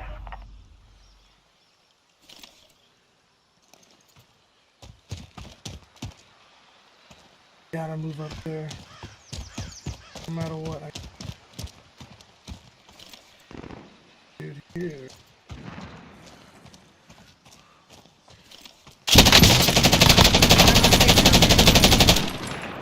Offload a bird. Yeah. How does it go? Oh, I knew it! I knew this would happen! Oh, God! Don't see me. Ah, this sucks! Stay alive, stay alive, stay alive, stay alive, please, stay alive! There we go, stay with me. Come back, stay alive. Stay alive, don't die. Come back. 20 seconds. Stay alive, stay alive. You're the helicopter! Stay alive. Do you think?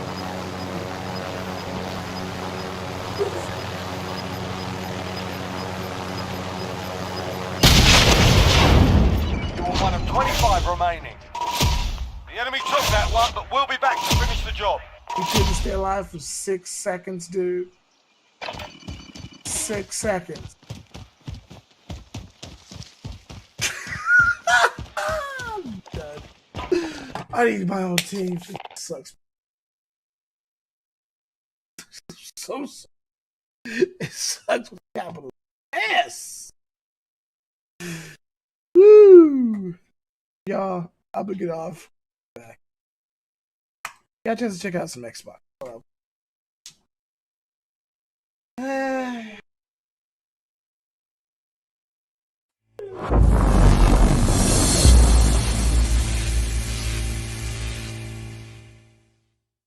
think it was be good. So, the Xbox good.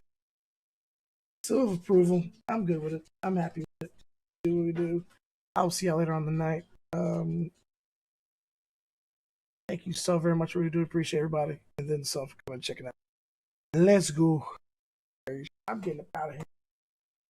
I'm up off here.